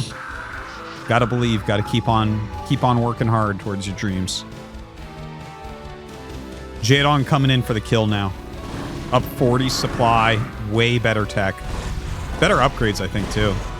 Same upgrades. Still. Who knows? Maybe even got another upgrade. That'd be crazy. Nah, just +2. Plagues 5 units. GG. Jaedong advances. Okay, we are going into our next bracket here. This is group number 11, and it's got a killer ZVZ finals. We have Action going up against Sue. Of course, Action is almost always top 8 in ASL. Sue is one of the strongest StarCraft 2 players ever. He's been playing tons of StarCraft 1. They kind of make fun of him. There's like this little rivalry between the StarCraft 1 and StarCraft 2 players, but Sue is a very good StarCraft 1 player, as you can see here. In fact, he beat Calm on the way, which is really impressive. Not sure who that guy is. Not sure about this bottom part of the bracket. Who else is who here? But obviously, Calm is quite strong, so Sue 2-1ing him is good. Action generally has pretty good ZVZ, so I don't think Sue's going to be able to take him down. That would be a little bit of an upset, but it's Zerg versus Zerg, so really anything's possible there. Looking at this upper side of the bracket, one thing that really sticks out to me here is this guy. I'm almost certain this is Ruin. I can see his name there, Hongdok. So I believe that is Ruin there, who's a very strong Protoss player, one of my favorites. And who is this that's taking him out? Well, that is actually So-So. I feel like I'd say everyone's my favorite. You guys actually have me paranoid. It's not the case. It's not the case. I don't like Harangi. But, yeah, I love So-So's play. He's a really interesting Terran player. He's been in 1 or 2 seasons of ASL. And the fact that he took out Ruin 2-0, very impressive. I love So-So's Terran versus Protoss. It's really interesting. And he did go 1-2 against Action, who's just a killer ZVT. And by the way, I feel like Action's playing well again. I just want to throw that out there. Because there was like a period there where it felt like he was kind of shipping it in and cheesing a lot. And I don't feel like that's the case anymore. So a strong win there, and hopefully we can see Ruin and So-So back tomorrow doing a good job, and of course Calm as well. Not sure if Calm will make it in, but yeah, if Sue upsets Action here, that would be kind of a big deal. I would be very surprised and impressed for him to make it into ASL. It'd be, he's a 6-time runner-up in GSL in a row. This guy's a runner-up in so many tournaments, so that would be exciting. All right, looks like we're just going to go to Game 3. It's 1-1 right now. This bottom right, blue Zerg is Sue, and the top right, red Zerg is Action. Oh, my voice is starting to go. Lots and lots and lots of casting today. Forgive me.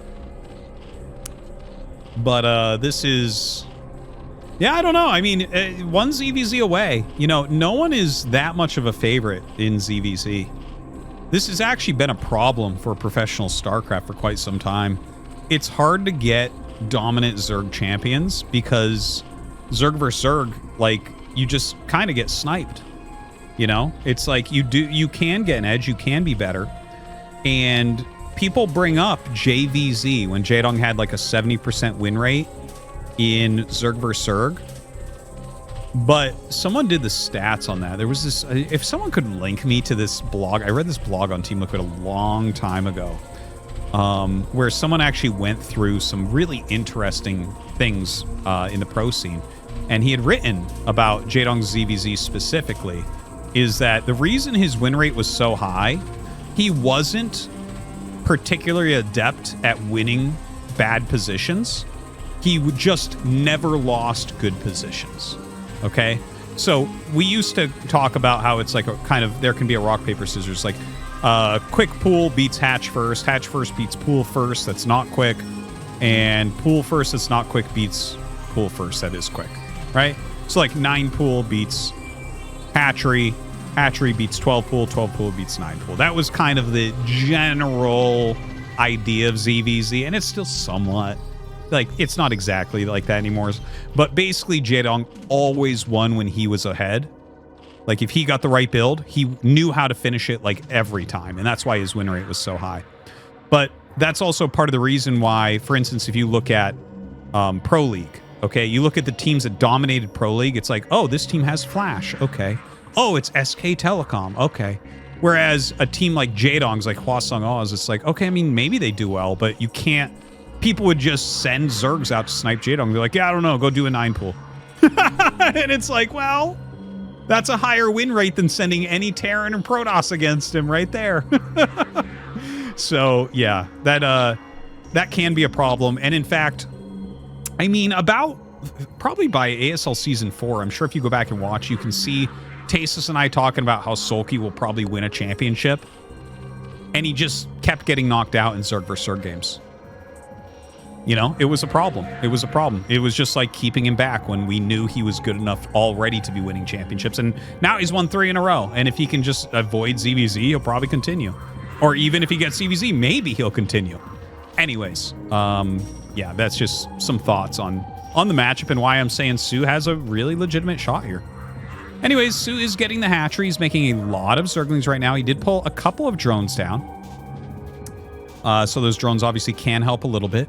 This is just a 1-hatch Spire from Action. Probably the most popular Zerg vs. Zerg build at the moment.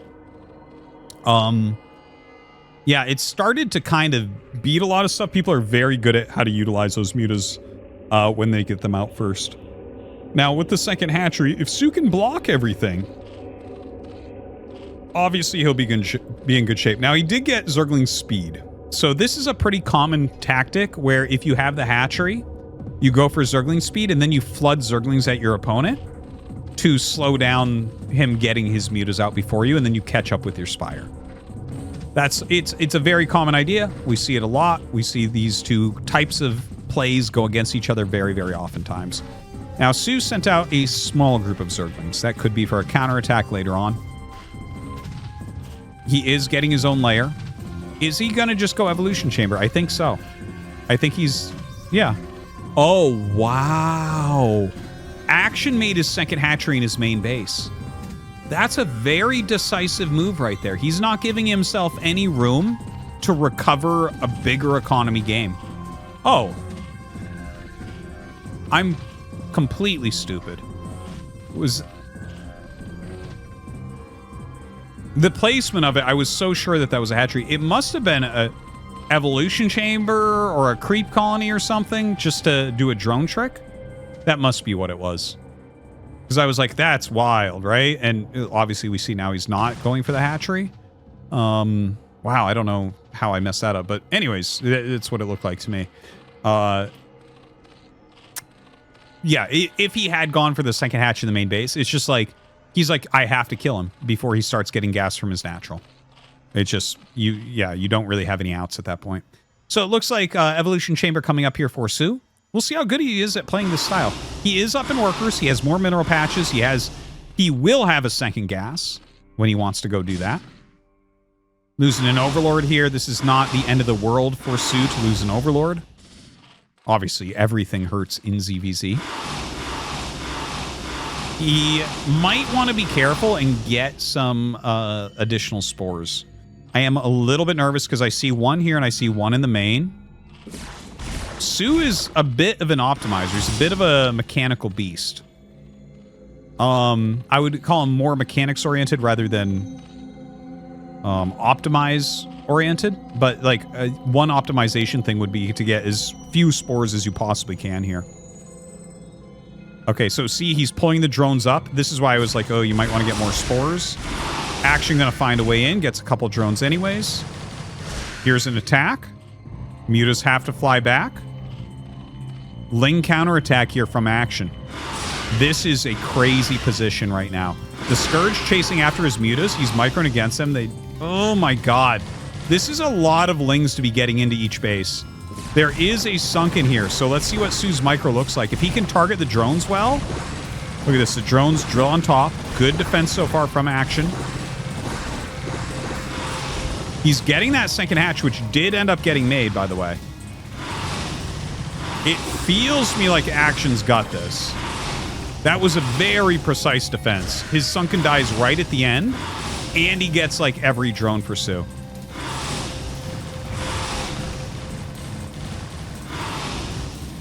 Well, you're seeing the class of Action here, truly.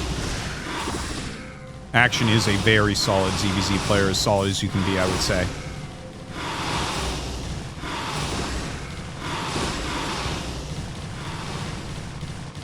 Yeah, 5 drones against 13 doesn't look like it's any sort of position that you could ever win here. If he had just a few more, there might be a world in which he could mass Scourge and make something happen, but this is going to be game. And Action qualifies for ASL. All right, so far we have 10 players that have qualified through the ASL qualifiers on day 1. We have 1 or 2 more to go. Let's take a look at Group 8. So here we have Shuttle, very well-known pro. And here we have Royal, very well-known pro. Both former champions of ASL. So it should be a good match. Let's take a look here. Saxry, definitely one of the world's strongest Zergs, 1-2 to Royal. And Royal is his Zerg sniper. So that's some good results for Saxry. Saxry, I think, is still one of the most underrated players that is out there. And then looking over here, I actually did not know that this guy was back. This guy was like kind of a weak pro from Woongjin, I want to say, back in the day. But yeah, I guess he's playing again. Okay, cool. Down here, this is Chaelin, she's kind of like a popular Zerg streamer that Royal was able to beat, but not super high level, like high A, low S. Looking up at this side, this is Promise. He's a pretty well-known Protoss amateur. And this is Yoon, who's a really, really strong Zerg. He was an ACS winner previously. So he went up here and lost to Shuttle. So no matter how strong you are, that experience really doing a good job there for Shuttle. And yeah, that's your bracket. That's what it's looking like. Shuttle versus Royal should be a really, really good one. So we'll get into that and take a look. Okay, here we go. We're going to Dominator. Map number 2. It looks like Royal has already won game number 1. And he is in that top leftish area. And here on the right side, we have Shuttle. I would favor Royal for sure. But Royal is far from unbeatable in this matchup. In fact, I'm not a very big fan of Royal's play. I think he plays a little bit too old school, a little bit too optimization based. That's just how he plays StarCraft, so I shouldn't give him too much hate for it. But he optimizes like to Flash levels. But Flash will look at things and be like, no, we need lots of units. Instead of like optimizing everything, he's like, no, you know what? I need to get a lot of units right now. +1's timing isn't as important. That type of thing, right? I feel like Flash has more better judgment with that type of thing. Anyways, yeah, Shuttle, has definitely done some big upsets in the past. PVT specifically, like that season he beat Light was one of the funniest things I've ever seen. But Shuttle actually has this thing that's a problem. So let me tell you what's going to happen in this game. I haven't seen this yet, but let me tell you exactly what's going to happen. Royal, if he has done his homework, will simply mass up and max out sieged with turrets and mines. Okay? Just a nice spread, beautiful defensive formation. Because when Shuttle maxes out, it's like he has like a parasite in his brain that makes him attack no matter what. I actually, I have noticed that so many times that I'm like, you know what? I really hope one day I can play Shuttle in a match. Now, he'd probably beat me anyways, but, seriously, watch. I bet you that is exactly what happens. Who knows? Maybe we have some sort of rush or a big drop and everything falls apart and there's a timing attack and it just looks like a normal PVT, whatever. But yeah, I'm just saying, the amount of games I've seen Shuttle take a full army and shove it through a small choke is absurd.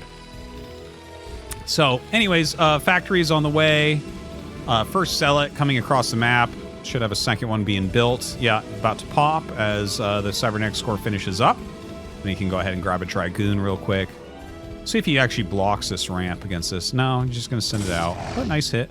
Ooh. Just slowing that down a little. And the Marine will see this Zealot, so hopefully it'll run back. Oh! Sick. I think he gets the third hit too, yeah. Yeah, he does. Nice. You got to be real careful how you cook them back. Like, that's the funny thing. The pathing in this game, you just kind of get used to it and know where it's going to go. Almost always. But, like, I don't know. It's kind of like that thing where... Did you guys ever... I think it might have been like a Malcolm Gladwell book or something where they're like, the people who decide if a chicken is a boy or a girl, like, they can't tell you what it is. But if they do it long enough, they can do it, like, with really high accuracy. The front-facing baby chick, I know, it's funny. But, like, seriously, it's like that where it's like, you see it and you're like, oh, this is going to go that way. So if I click this way, I'm actually going to get ahead of it. That actually happens a lot in StarCraft. Anyways, yeah, good repair there from Royal. Very good pullback, or that would have been devastating. I like the pressure shuttles trying to put on here, but there's too many units. The second Vulture is big brain. I actually talked about this in another TVP. I think it was Mong vs. Mini, where I mentioned if they make a couple Zealots, in my opinion, you should go 2 Vultures before add-on. Looks like Royal agrees with that as well. And he does make the 2 Vultures, and he's going to hold this super easily. Like, Shuttle actually does slightly better than I thought he would, but still very badly. That was not high quality scuffle from him. And now the 2 Vultures are alive. There's a bunker up. Royal should love this position. He's actually up 4 workers right now as well. He should love this position. If he can save these Vultures, it's even better. Like, it might have been a better place for him to try to get these back to his base. And he might still be able to get one of them back. Okay, this one... This is excellent splitting from Royal, too. He really understood where that Dragoon was in relation to his Vultures. Because he turned the one that would have been caught back. Oh, that's funny. And then he turned the other one around. He assumed this one would get chased all the way. And look, I'm going to draw on the minimap. And he turned this one around to go up, but the Dragoon was already heading back and caught it. That is so funny. That is so funny. Sometimes you make the right choice and it's the wrong choice. And that's not to say that Shuttle's choice was wrong, by the way.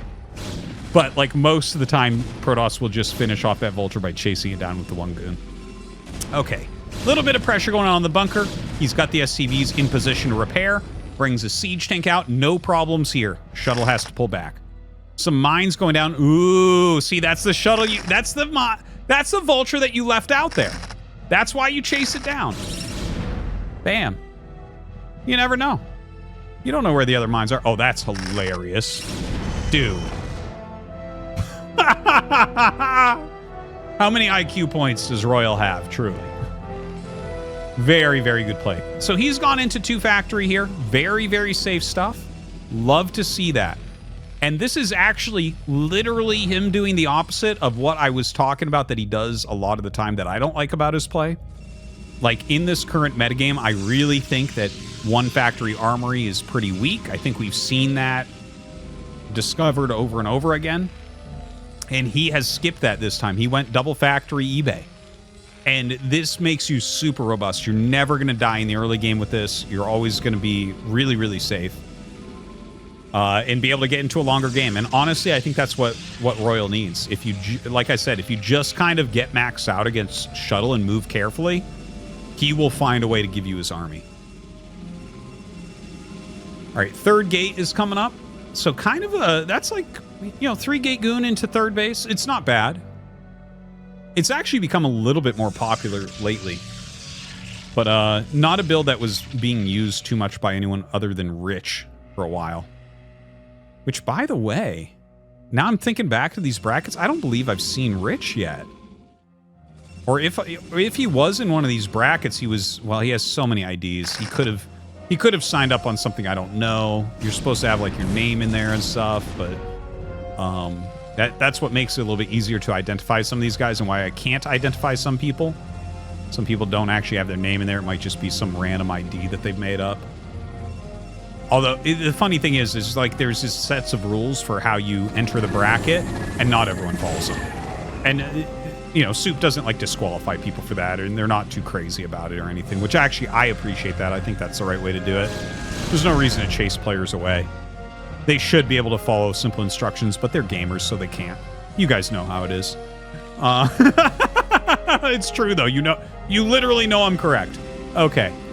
Citadel coming up. Additional gate as well for Shuttle. Oh, getting range. Okay. So, like, this is a very... Like, if you actually showed me this game and didn't tell me that this was Royal, and then you're like, okay, Artosis, tell us who this is, I'd be like, this is Sock. Yep. The play looks a lot like Sock's play so far. Really looks a lot like Sock's play. Great play. Great play. I like Sock's play. Royal's putting out a wonderful game right now, I think. And Shuttle is too. Like, Shuttle's doing everything really nicely also. Like, he's going right up to 6 gates. We should get some Shuttles actually coming out pretty shortly here. Zealot legs on the way, all that good stuff. Yeah, everything looks really nice for this game. And speaking of which, we haven't seen Sock yet either. I tell you what, I believe we have one more group left for day one. So it should have Sock and Rich in it then. Because I can't imagine having missed those guys in a preview.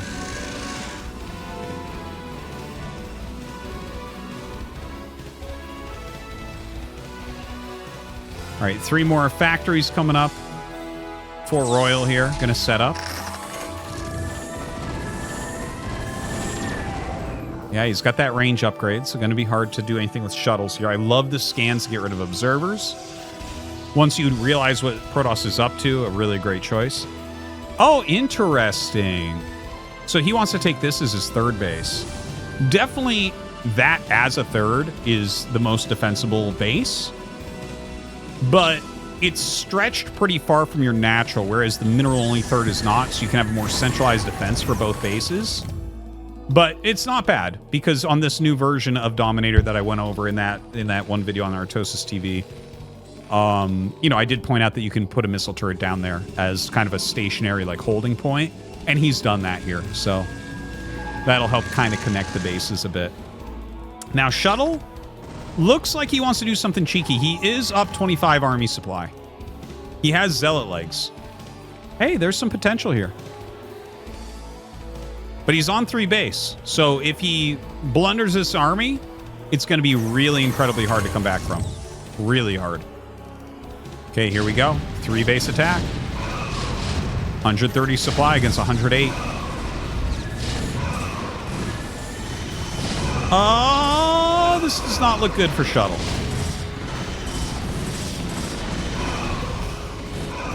Who said you need to wait for him to max out? Yeah, that was incredibly good for Royal. If you basically ever attack with Protoss before 5 bases, it becomes very dangerous. Look, he's adding gateways on 3 bases. He's like, I don't need 6 gates, I need 9 gates. It's like, well, I guess you do because you just lost your entire army. But that was not a very good attack. And there's no reason why a Terran should die to that. Just want to make that clear. That's, in theory, not even that good. Wow, 3rd add-on. I love it. I love it. Because all you have to do is make sure you don't die now. Like, look at this. He sees the 4th base going up and the timing of it. He has scanners, so he can just continually check the tech of his opponent. And if he just consistently makes siege tanks here and just fills in with vultures, Protoss doesn't win a position like this. Absolutely not. You'd have to really screw up on an attack. You'd have to have a very poor attack indeed. You have to wait for them to get a lot of spells and then attack really terribly into them, and they better be going carriers behind it. So looking really good for Royal right now. Very likely that he's going to 2-0 Shuttle and move on to the ASL.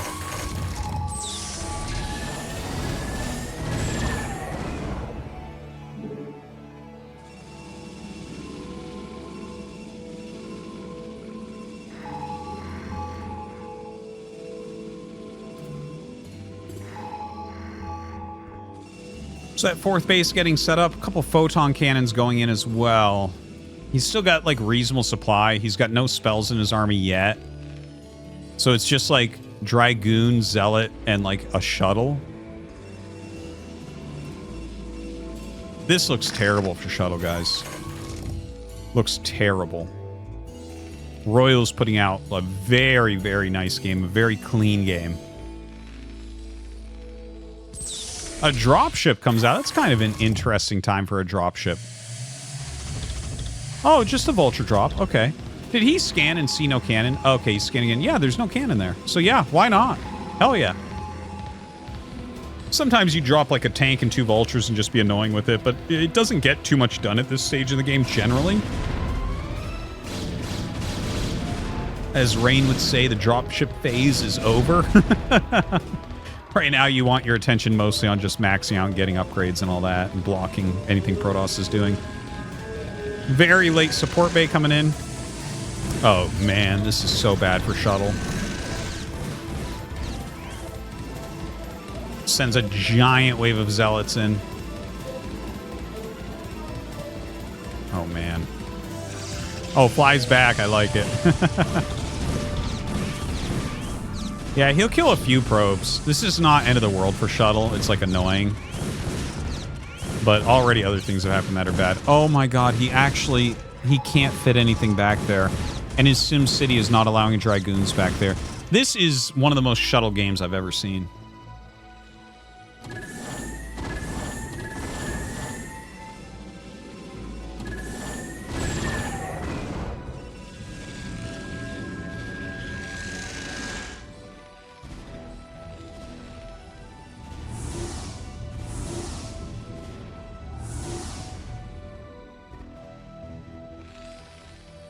So, Royal is maxed out almost. Shuttle just maxed out. Let's see if he attacks in. He just maxed 196 supply. Looks like his 5th base under attack right now. Will he go clean it? No, I'm not really sure what he's doing with that army right now.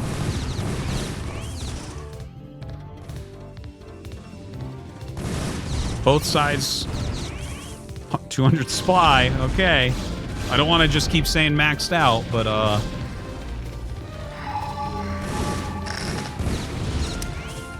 is Shuttle going to take this one slow? After my talking up of him always attack moving at max supply. We'll see. Could be. Still has an attack. It's because army spread a little bit here. He's got like a few Psy Storms in there. He does have +2 attack, so there's some nice things about his army.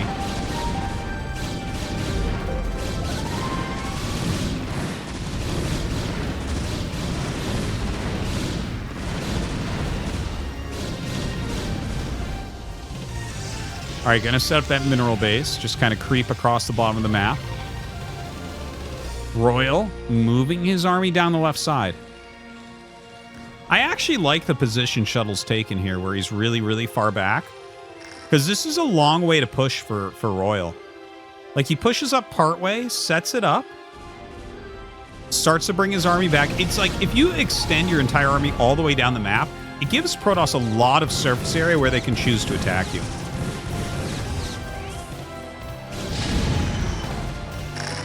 Two upgrades are done. I would love to see him flow up a little bit, and if that army remains there, maybe think about hitting into the rally point, something like that. I can't really see it exactly. I know he has an observer there, so I'm not sure exactly how many units are left, but he should have a good idea of that. Some cannons going up here.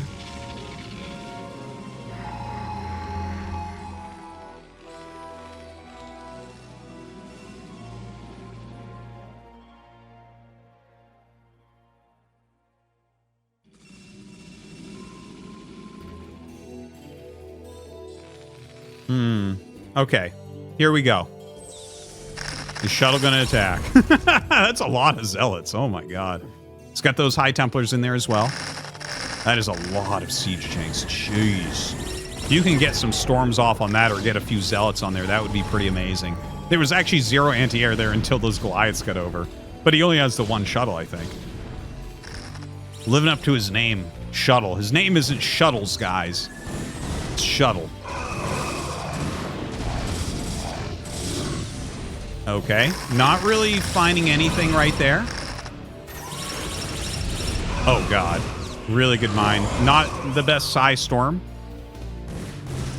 Backing up. He is expanding all over the bottom while, like, threatening an attack. You know, I'll give the credit where it's due again. Like, he is not throwing away this max army. Like, I don't think the 3-base attack was good. I think it was specifically very bad.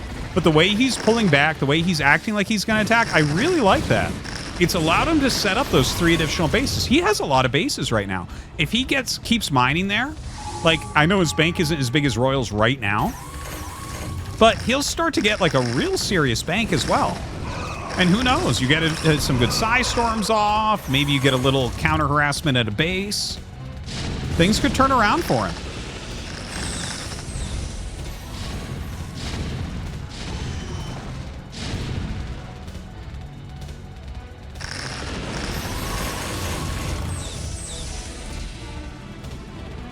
So it is definitely coming to a head right now.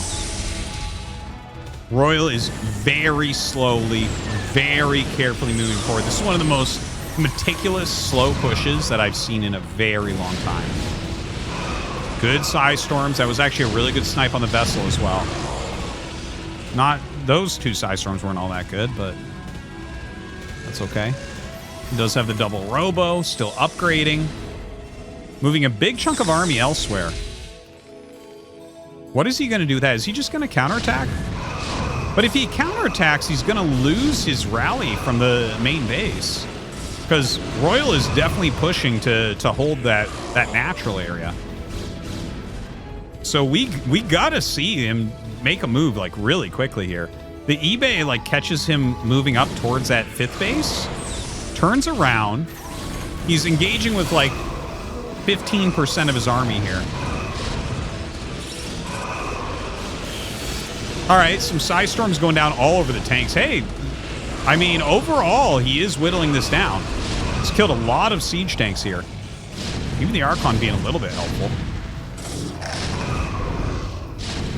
Getting some Zealots up. Now, imagine if this attack had happened and he had, like, the other 70% of his army or whatever from the left side. That could have gone way, way better for him. Now, he tries to push Royal back. Royal back's way, way up. Both sides with big banks and about 160 supply, so they will be able to remax pretty quickly.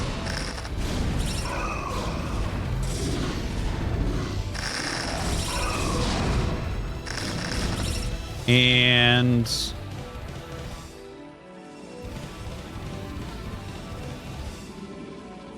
well, you know, I mean, he's doing a good job of stalling this game out.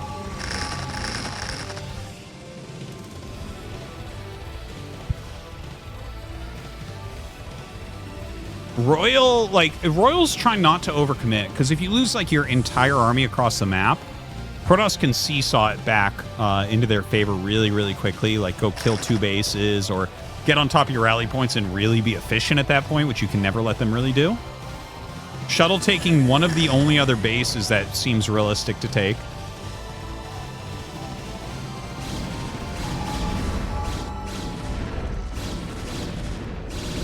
Once again, cleaning out a lot of mines on the left side. Shuttle's bank going quite far down. He's added a lot of, I think, gateways in the bottom main.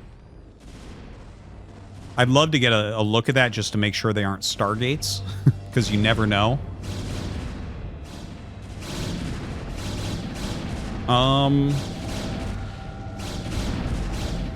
Okay, continuing to push up a bit.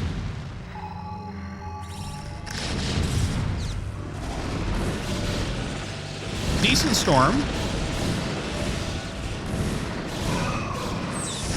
Okay, look at these pullbacks from Shuttle. I tell you what, this is like a renewed Shuttle right now.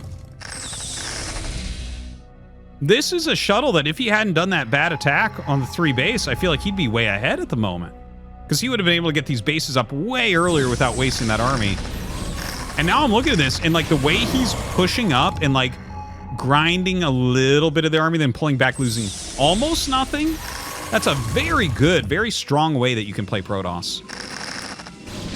Now he's got triple shuttle.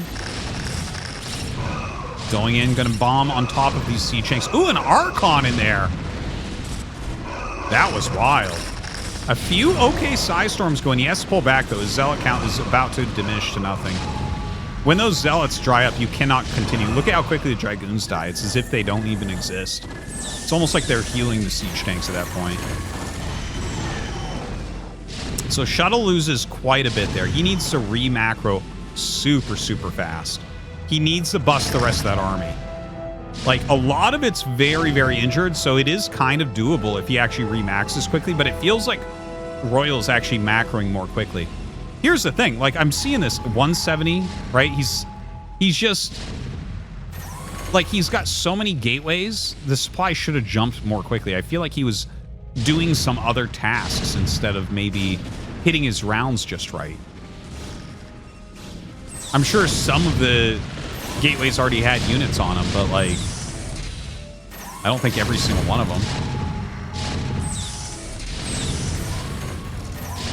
Okay, he's not bringing any units from the right, so I'm a bit nervous. If he attacks with half of his army here, this is not going to work out very well. Okay, there's half of his army attacking. He does have some units coming in from the right, but they're a long ways out still.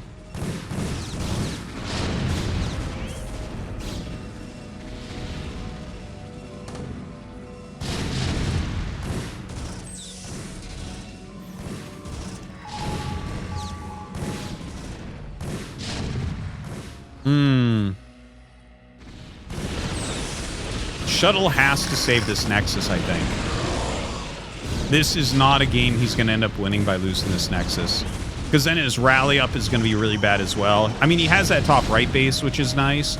But Royal took 9 o'clock. So you got to do something here. Here we go. This is a very important attack from Shuttle. You know what? He's going to break it. Yeah, he's going to break this whole push. And he's going to save that Nexus. Oh, reinforcements are coming up, but it's not that many. It's not that many. Brings those Zealots to the north here as well. Okay, doesn't have a Psystorm there. Would love to see a Psystorm there on top of those tanks. Oh, beautiful. Gets a vessel with it as well. Another nice Psystorm. Really nice. Both sides, 5K banks here. Ooh, I'm getting some chills. This is actually turning into an excellent, excellent game.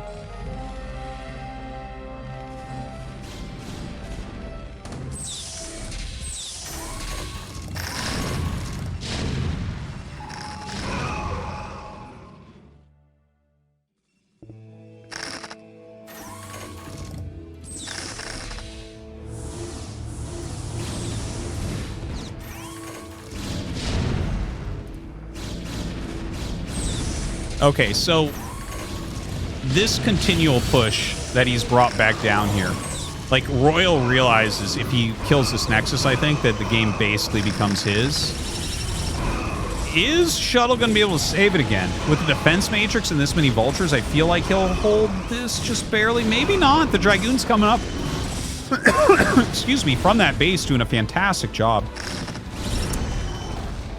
Royal is not bringing that much army down here each time, which I find, like, puzzling or interesting, or maybe both. I feel like he should be bringing a little bit more supply with him. I wish I could just scan over the map right now and see exactly what he's got. Oh, that's a good storm. That was a high quality storm. If he had one more, that mineral line would be decimated. Well, technically it probably was decimated, but I mean decimated the way we use the word, not what it means. Okay, so this attack, like, Royal is non-stop attacking here. And Shuttle, ooh. But I think the Nexus is too low. He's probably going to lose the Nexus before that army can get over here. Dude, he needs that over here so badly. He's going to start sacrificing units, trying to push this back. And this will actually be an okay engage. He's got a lot of Zealots in here. And these armies that Royal's bringing forward, it's Tank Goliath. The Zealots are beefy as hell against this. Dude! Look at that! Shuttle just will not die here.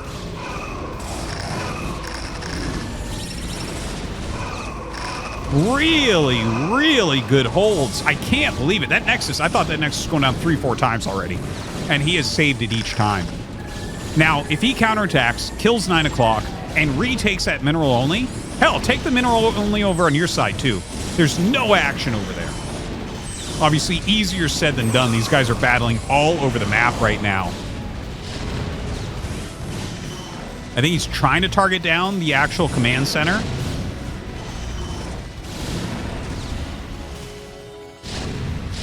Yeah, it doesn't quite get that. A little bit sloppy here, a little bit sloppy. Ooh, good Psy Storm. Nice defense matrix to save that tank as well. D-matrix on a tank being Psy Storm is one of the greatest feelings.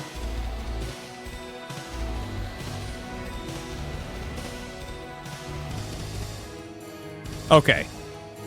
Game is slowing just for a moment. We're about to get a bunch of action again. First, second, third, fourth, all mined out. Okay, Royal has 2 mining bases. First, second, third, all mined out for Shuttle. So he has 4 mining bases.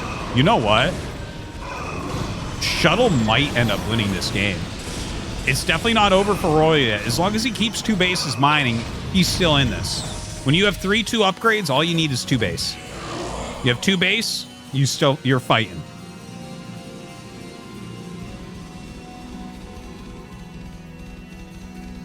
Still has a good bank in there as well. I think that he's been making a slight mistake of not making quite enough vultures for a really long time now. Like, it's been so tank Goliath heavy, and now his gas bank is basically gone, which is kind of interesting because that doesn't happen that often, except if you're fighting carriers. But I think he could have used a little bit more on the vultures. If he had laid a few more mines, that type of thing, would have made a big difference. Now, he's laying some mines here at that other third location, like the regular mineral-only base outside of Shuttle's main. Shuttle just cancels that out, doesn't want to deal with that. Big army coming down right now. Big, big army.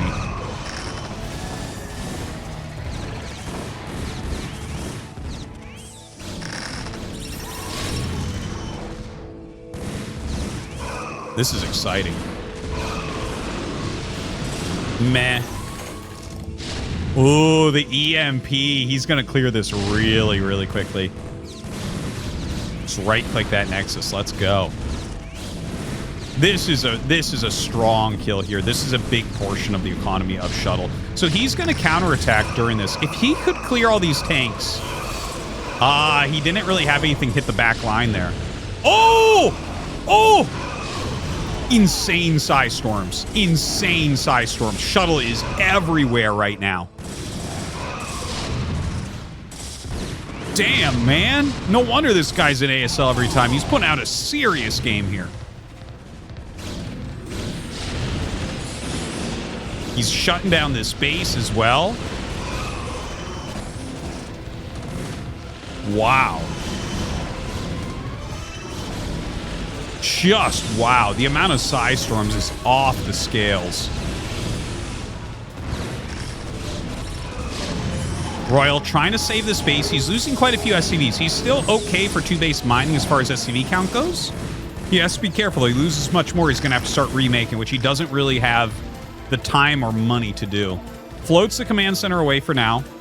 So Shuttle did just run out of 1 more base, and of course this top right base did get killed, so looks like we're going to have Royal try to expand to that. His mineral base not going to work out. So that means we're at 2 mining bases against 1. Royal attempting to take a second one in the top right, and does have a floating command center near 9 o'clock. So there's potential of 3 bases. Shuttle has to decide what to do. He has to play very decisively from here. Their banks are not going to refresh. This is very likely the last couple of maxes that we're going to see in this game.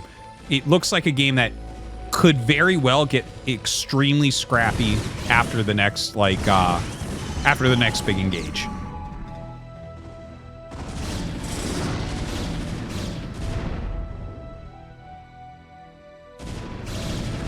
Okay, Shuttle clearing mines on both sides. I like that he's left this little army there for now. He is going to want to pull most of that back. I wouldn't mind seeing him leave, like, a unit there just to make sure it's not free to retake.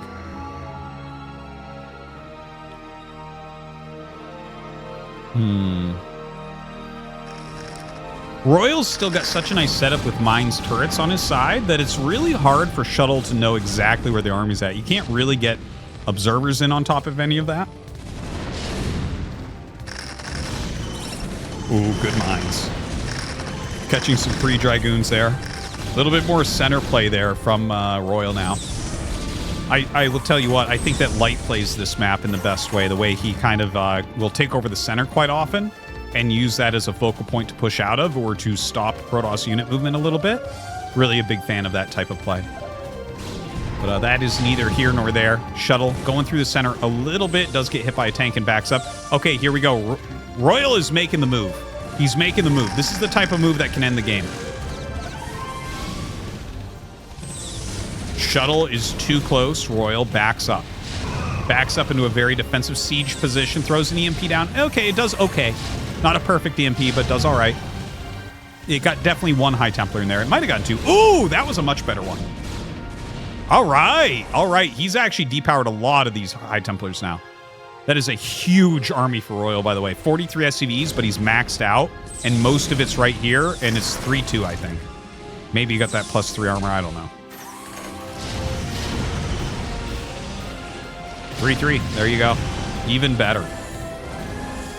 Not many Psy Storms left. I don't know if he has any shuttles either. There's one. Oh! Well, he Psy Storms where there's no SCVs. Oh, okay, he Psy Storms where there is SCVs too. Kills basically the whole economy. 27 workers left. That's about one base saturation.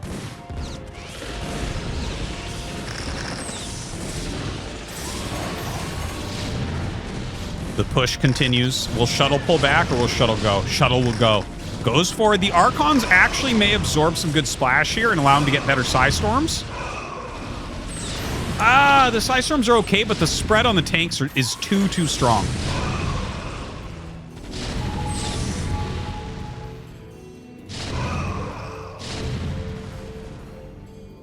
Wow. I think Royal has just done it. I think he is just done. He's going to eliminate this Nexus. Once he pushes down the next one, this doesn't look like a position that's going to be broken out of again. Maybe one more really good try from Shuttle. Just the siege tank count has been so astronomically high the whole time. It's truly impressive.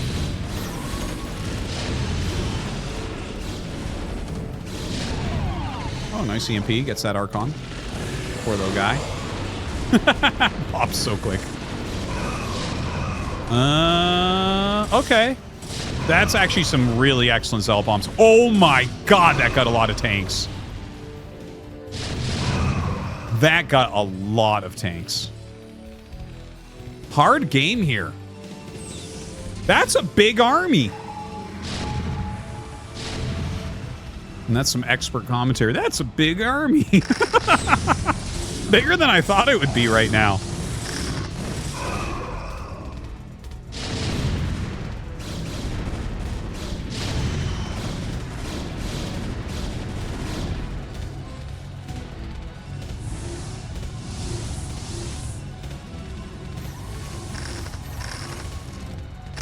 Okay.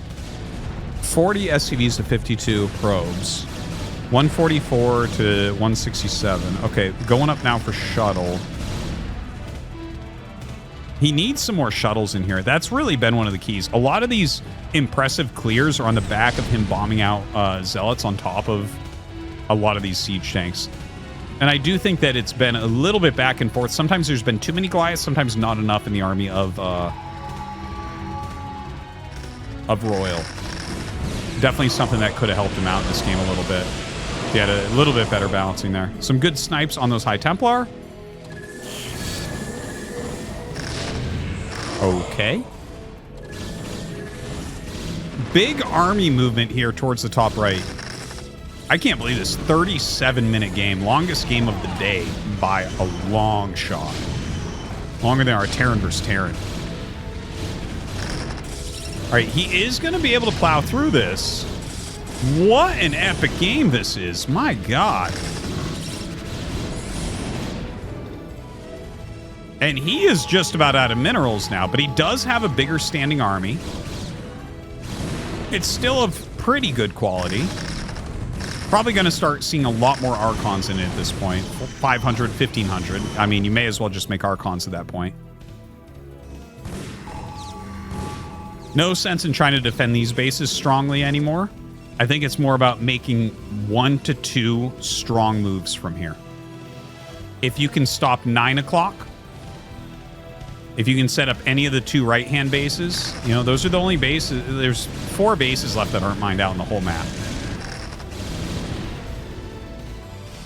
Yeah, see all these High Templars? Just make a bunch of Archons. You need the actual units at this point. Like, Psystorms are great, but you can't just play Psystorm. Like, he should make 5-6 Archons right now for sure. And Archons actually, they can absorb a decent amount of the tank splash because they're just so big, and you know, they do have a lot of health. They take full damage from everything, so they just aren't that good against Terran. But like in the late game, they have a place. They do have a place in these weird situations where Protoss has tons of gas. Look at the amount of Psystorms he's getting, though. Maybe he just wants to grind everything with Psystorm for days. Look at that.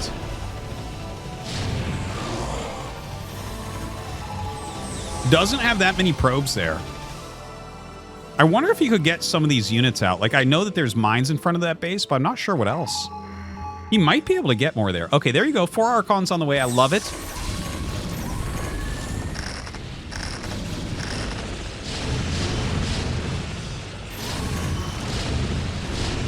Oh, way too efficient for Royal. Way too efficient. Such a close game, though.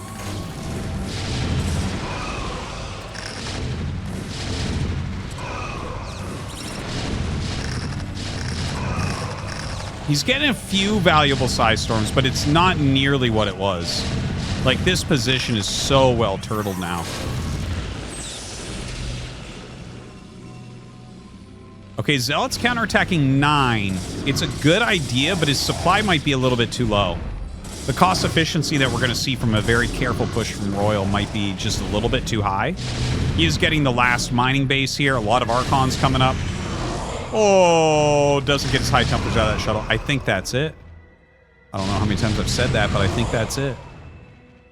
Really looks like there's nothing left here. GG! Royal advances to the ASL.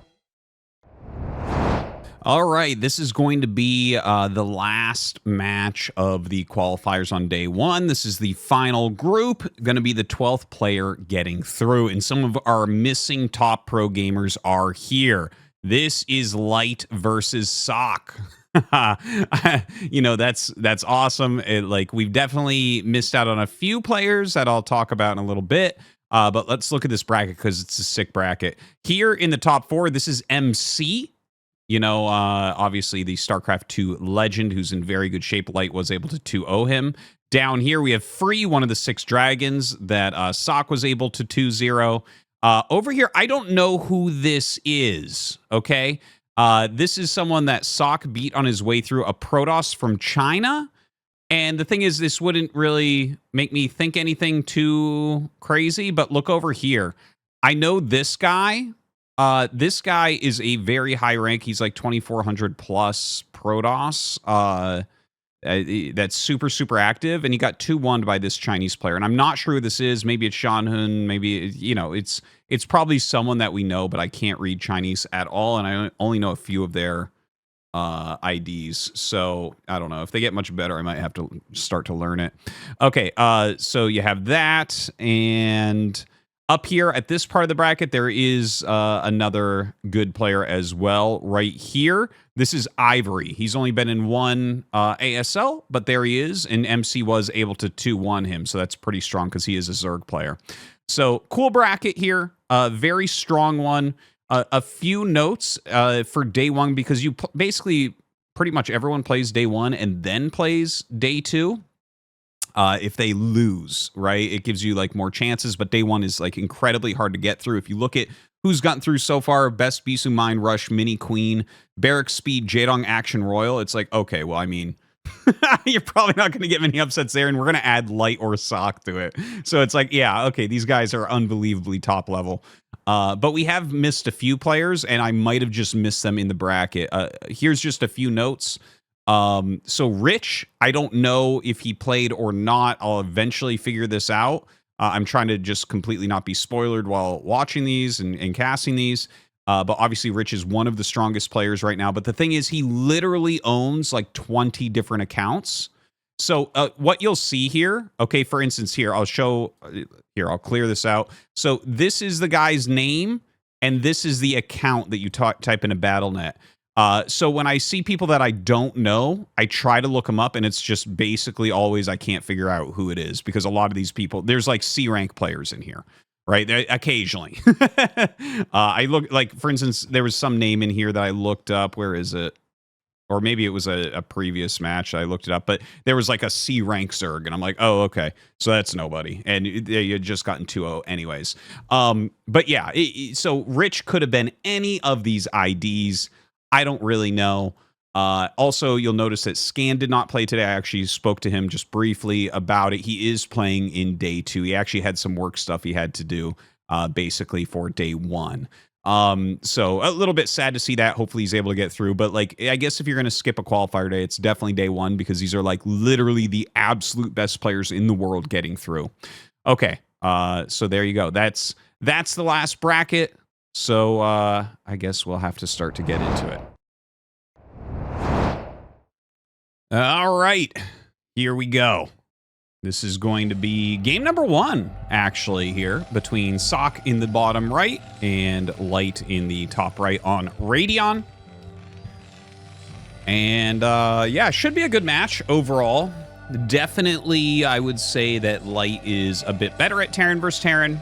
It really seems like Light is stronger than everyone except for Flash in the matchup. Sock is quite good at Terran versus Terran, but I wouldn't quite put him to that level. But, you know, Sock, I think, is also, at least in the non-Korean scene, one of the most underrated Terran players. Like, you have to be pretty deep in Terran, I think, as like an English speaker or basically someone that's not following specifically the Korean scene to really kind of get how strong this guy is. Like, he is very, very good, but just not kind of one of those championship caliber players, I would say. So anyways, they are vertical spawns from each other, so pretty even as far as that goes. One thing about Radeon, and I guess I can draw on the screen a little bit. Do let me know, guys, if you like some of this drawing on the screen that I've been able to do here. It's kind of cool. I definitely can't add this to every video. This is a very special setup for this. But there's an area in here that's incredibly important to control, and I'll show that more as they kind of like light up the map a bit more. But basically, the thirds are in these locations. So if you control this area here, you can both defend your base, but also attack another base very, very easily. So kind of an important spot, and we'll see if it comes up to that. But we actually have very different builds going down from these two. Light is going to be going for a gasless expand. You can notice that he is checking out the center of the map right now with his scouting SCV, checking to see if there's a forward racks, because if there is, he has to kind of alter his game plan. Does not find anything there. And Sock just looking like he's probably going to go for a factory expand. No scout from him. He's going for an extremely late scout. He'll probably scout specifically with that SCV. Oh, no, he actually sent one out instead. So he'll build the depot with that one then. And we'll see. If he scouts to the north, there's some potential of putting pressure on, but I don't think he will. The scout is just coming out so late, and he's going to go to the left. Okay, so this is going to be a light-favored opening, 100%.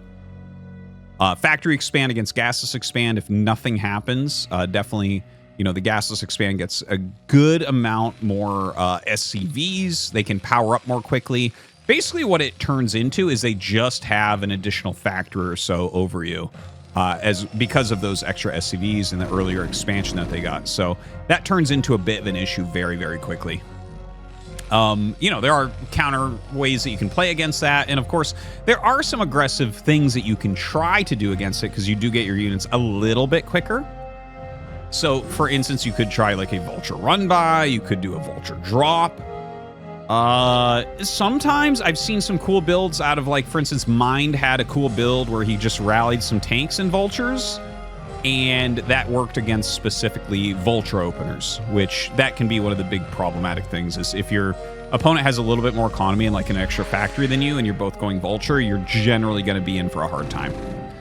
So there is Sock's SCV, and it gets completely denied. So he literally has no idea that this is a gasless expansion.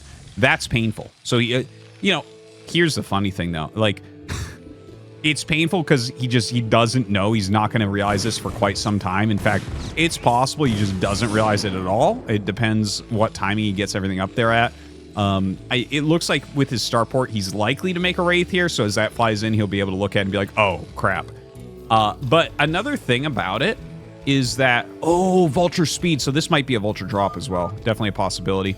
But like, if you don't know it's there, sometimes people overcorrect when they see a build. So I just wonder if that could be something that comes into play here. Okay, so I don't know why a Comstat's being made right away. I guess he's looking at this and saying, okay, I'm afraid of Cloak. And Sock is a very technical Terran player, as I'm always saying. So Cloak is not out of the question for him, for sure. But I do think we're going to open up with a Vulture drop, which is going to give potentially a lot of damage.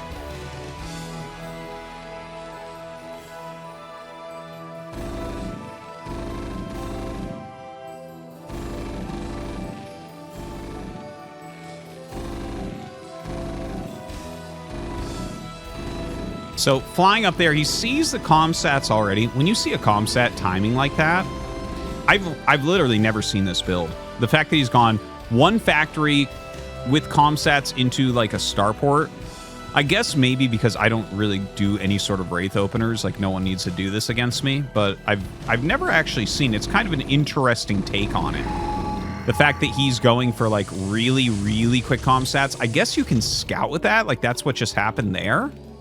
He's made like, I believe he made a Wraith.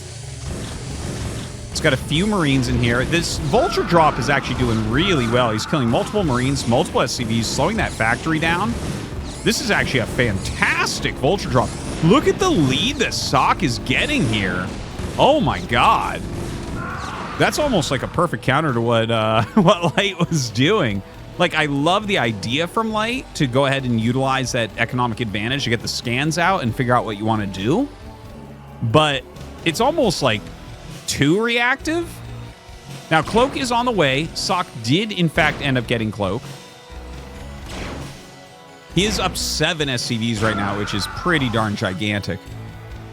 He knows that there's scans out, so he does have to be careful with these as well. Gosh, there's not even a single SCV in that bunker.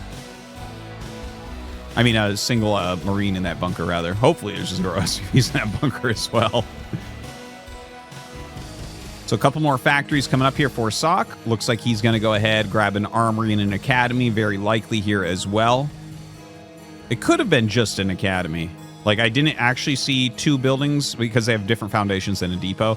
I didn't see 2 buildings building. There's really, like, if you're going to make Wraiths nonstop here, you don't actually need the armory as Sock because you started Wraith production first. So you'll, like, kind of just be up a Wraith and be totally fine as long as you're on top of things. Okay, I think I just saw the armory building then. Anyways, some mines going down from Sock. Definitely in a bit of control of this game. Not the end of the world for Light. You know, being down a few SCVs, he did already have his Comsats up, so that's one way he'll catch up 4 SCVs when Sock makes his own. Getting his factory count up, you can see even in this position, Light has an additional factory. He already has 4 facts. So it's just like kind of what happens with these gasless expands. Right now, getting a lot of upgrades. Okay, well, I'm not entirely sure why you wanted to do that.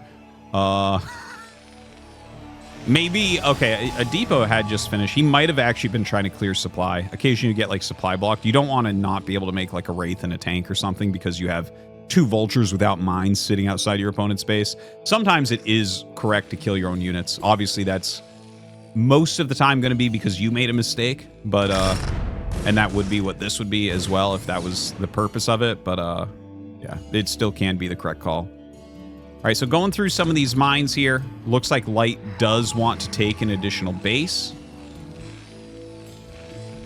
+1 on the way. Of course, that +2 timing going to be incredibly important here.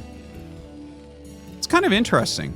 Like, he just made a round of vultures, and he's got 700, 800 gas here. Because, like, when you have this much gas, I definitely see this a lot. Like, vultures build really quickly. It feels very good to macro vultures. They give you some map control, some harassment potential, all sorts of nice things that they do. But, like, they don't fight as well as some of the other units. So, to see vulture production when light is on, like, a 900 gas is kind of... Like, I'm not sure that that is always going to be the best thing, but sometimes you do want some mines out there just for some vision as well.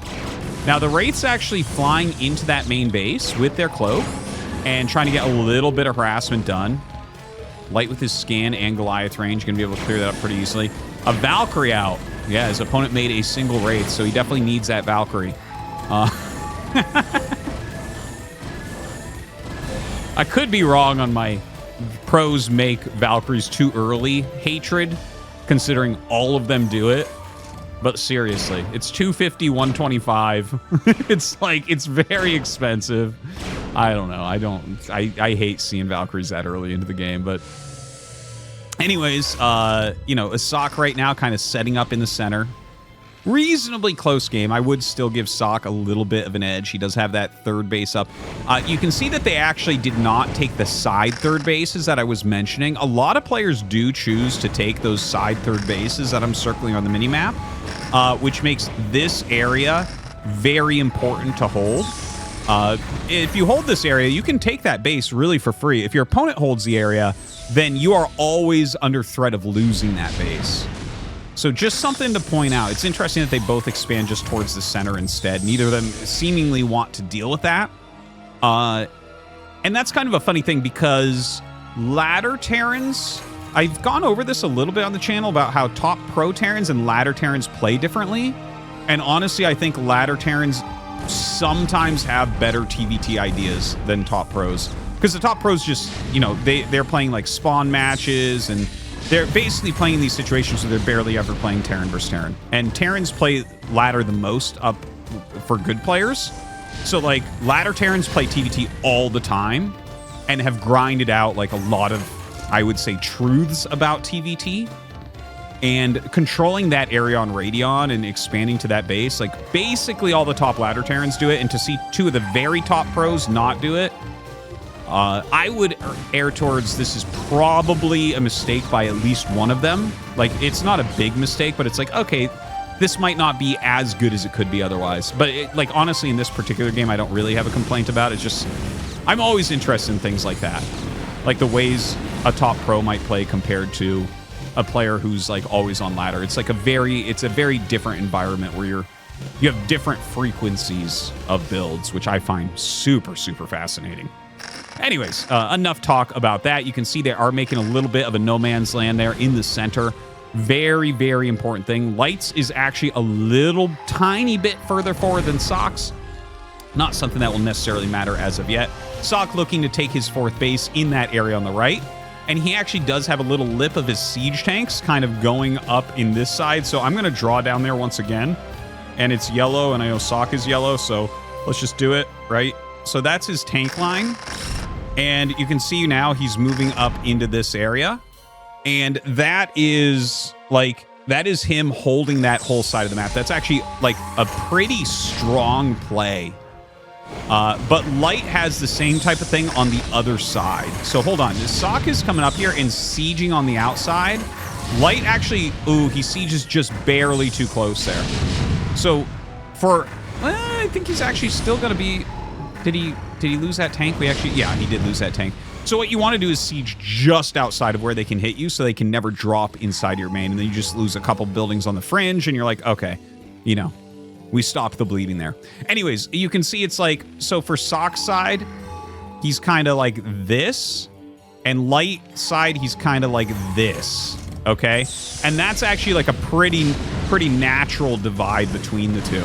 And it's like basically a perfect split map. But right now, Sock is pushing into the center, deciding that Light doesn't have enough, and he's 100% right there. Now, Light does have a further back group here, and Sock will siege it a little bit. He'll lose a few tanks perhaps in there, but Sock has actually taken a lot of ground in the center, and this is this is absolutely fantastic to see. Like, this is a very smart smart move overall. Like, if you get that much of the center, if he holds that particular area, like, honestly, Terran versus Terran isn't always about how many bases you have. So, like, let's say that you have 4 gases. You can afford absolutely everything. Okay? Like, it doesn't matter. Your opponent can have 8 bases and you have 4 bases, and for a while you'll basically be able to make the same amount of stuff. Obviously they'll last longer and be able to trade more inefficiently and stuff, which is good because they have like more stuff mining. But oftentimes more important, especially after the 4th base, than taking more bases is having good position on the map, because you can make these positions that are so cost efficient, it's better than a base, because it's like, well, if your opponent attacks into here, it's going to cost him more than a base mining to try to break it. So, like, I know that's like a weird way to kind of think about it. In fact, that's not even something I've ever said before about that. I've said that about carriers, but like, you can kind of think about that in Terran versus Terran a little bit as well. But with where Sock is at, if he can reinforce that and prevent drops or air switches from hurting him, this becomes really, really strong for him. Because, look, I'm going to draw once more on that mini-map. He's stopped this base from being taken, and he has this area in the center. So if you look at that, he can easily... look, he's doing it literally right now. What I was about to say is he can crush the left side.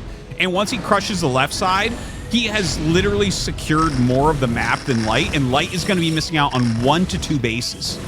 That's huge. Like, this base here on the left-hand side, if Sock controls that left area, he can easily hit there with full force, like, in seconds, whereas Light reinforcing that area takes a lot longer to walk around. So yeah, this is fantastic play from Sock. He is really outplaying Light right now. You know, Light had, I think, a really weird opener with that super fast Academy. The Vulture drop happened to get him and deal a lot of damage, and he hasn't really been able to rally back from there as of yet. Not that he's dead as of yet, but it's getting there. This is pretty bad. This is pretty bad for Light right now.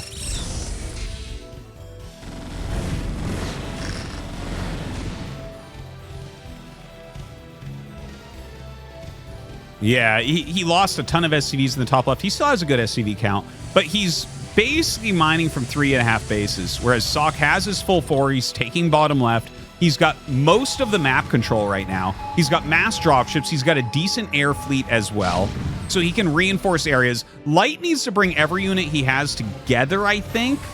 He either needs to siege up like a really solid line across the top and make sure that he can secure top left, or he needs to bring everything together to break an area.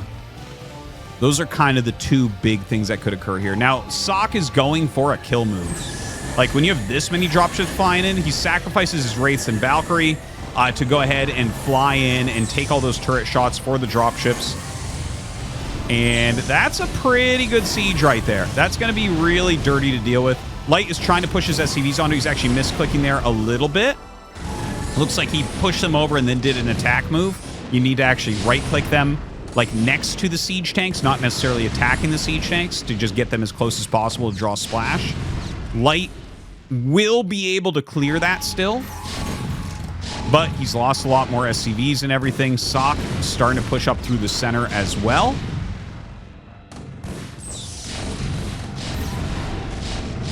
Not looking good for Light, man. Really some superb play here from Sock, and GG.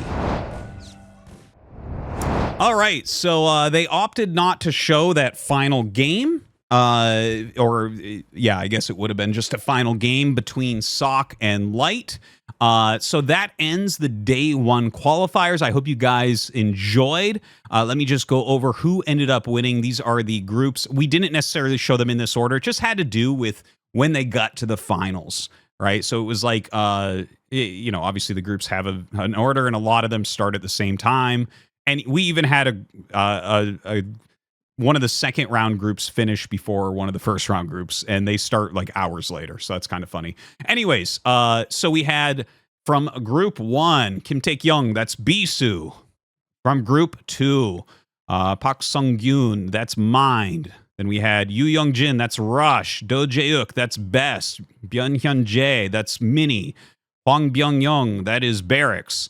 Kim Myung-eun, that's Queen. Kim Ji-sung, that is Royal. Lee Young-gung, that's Speed. Lee Jaedong, well, you know, that's Jaedong. Kim Sung-dae, that's Action. And Choi Ho-sun, that is Sok. So that does it. Those are your players that have qualified. There is going to be, I believe, 11 more, right? So it's round of 24. We already had True qualify through ACS. So right now we have 13 players qualifying. We need 11 more. So yeah, we'll get into day 2. So definitely make sure you check that out. Thank you very much for watching. I hope you enjoyed. Please spread the word about the qualifier videos and everything. I do want to make sure everyone's super hyped for this ASL season. ASL Season 19, myself and Tasis will be casting that. Thank you very much for watching here on ArtosisCasts. The ASL cast will be on the Soup YouTube page that it's normally on. It was the Africa TV YouTube page, and now it's going to be the Soup one. But same page, basically. So thanks for watching, guys. We will see you next time.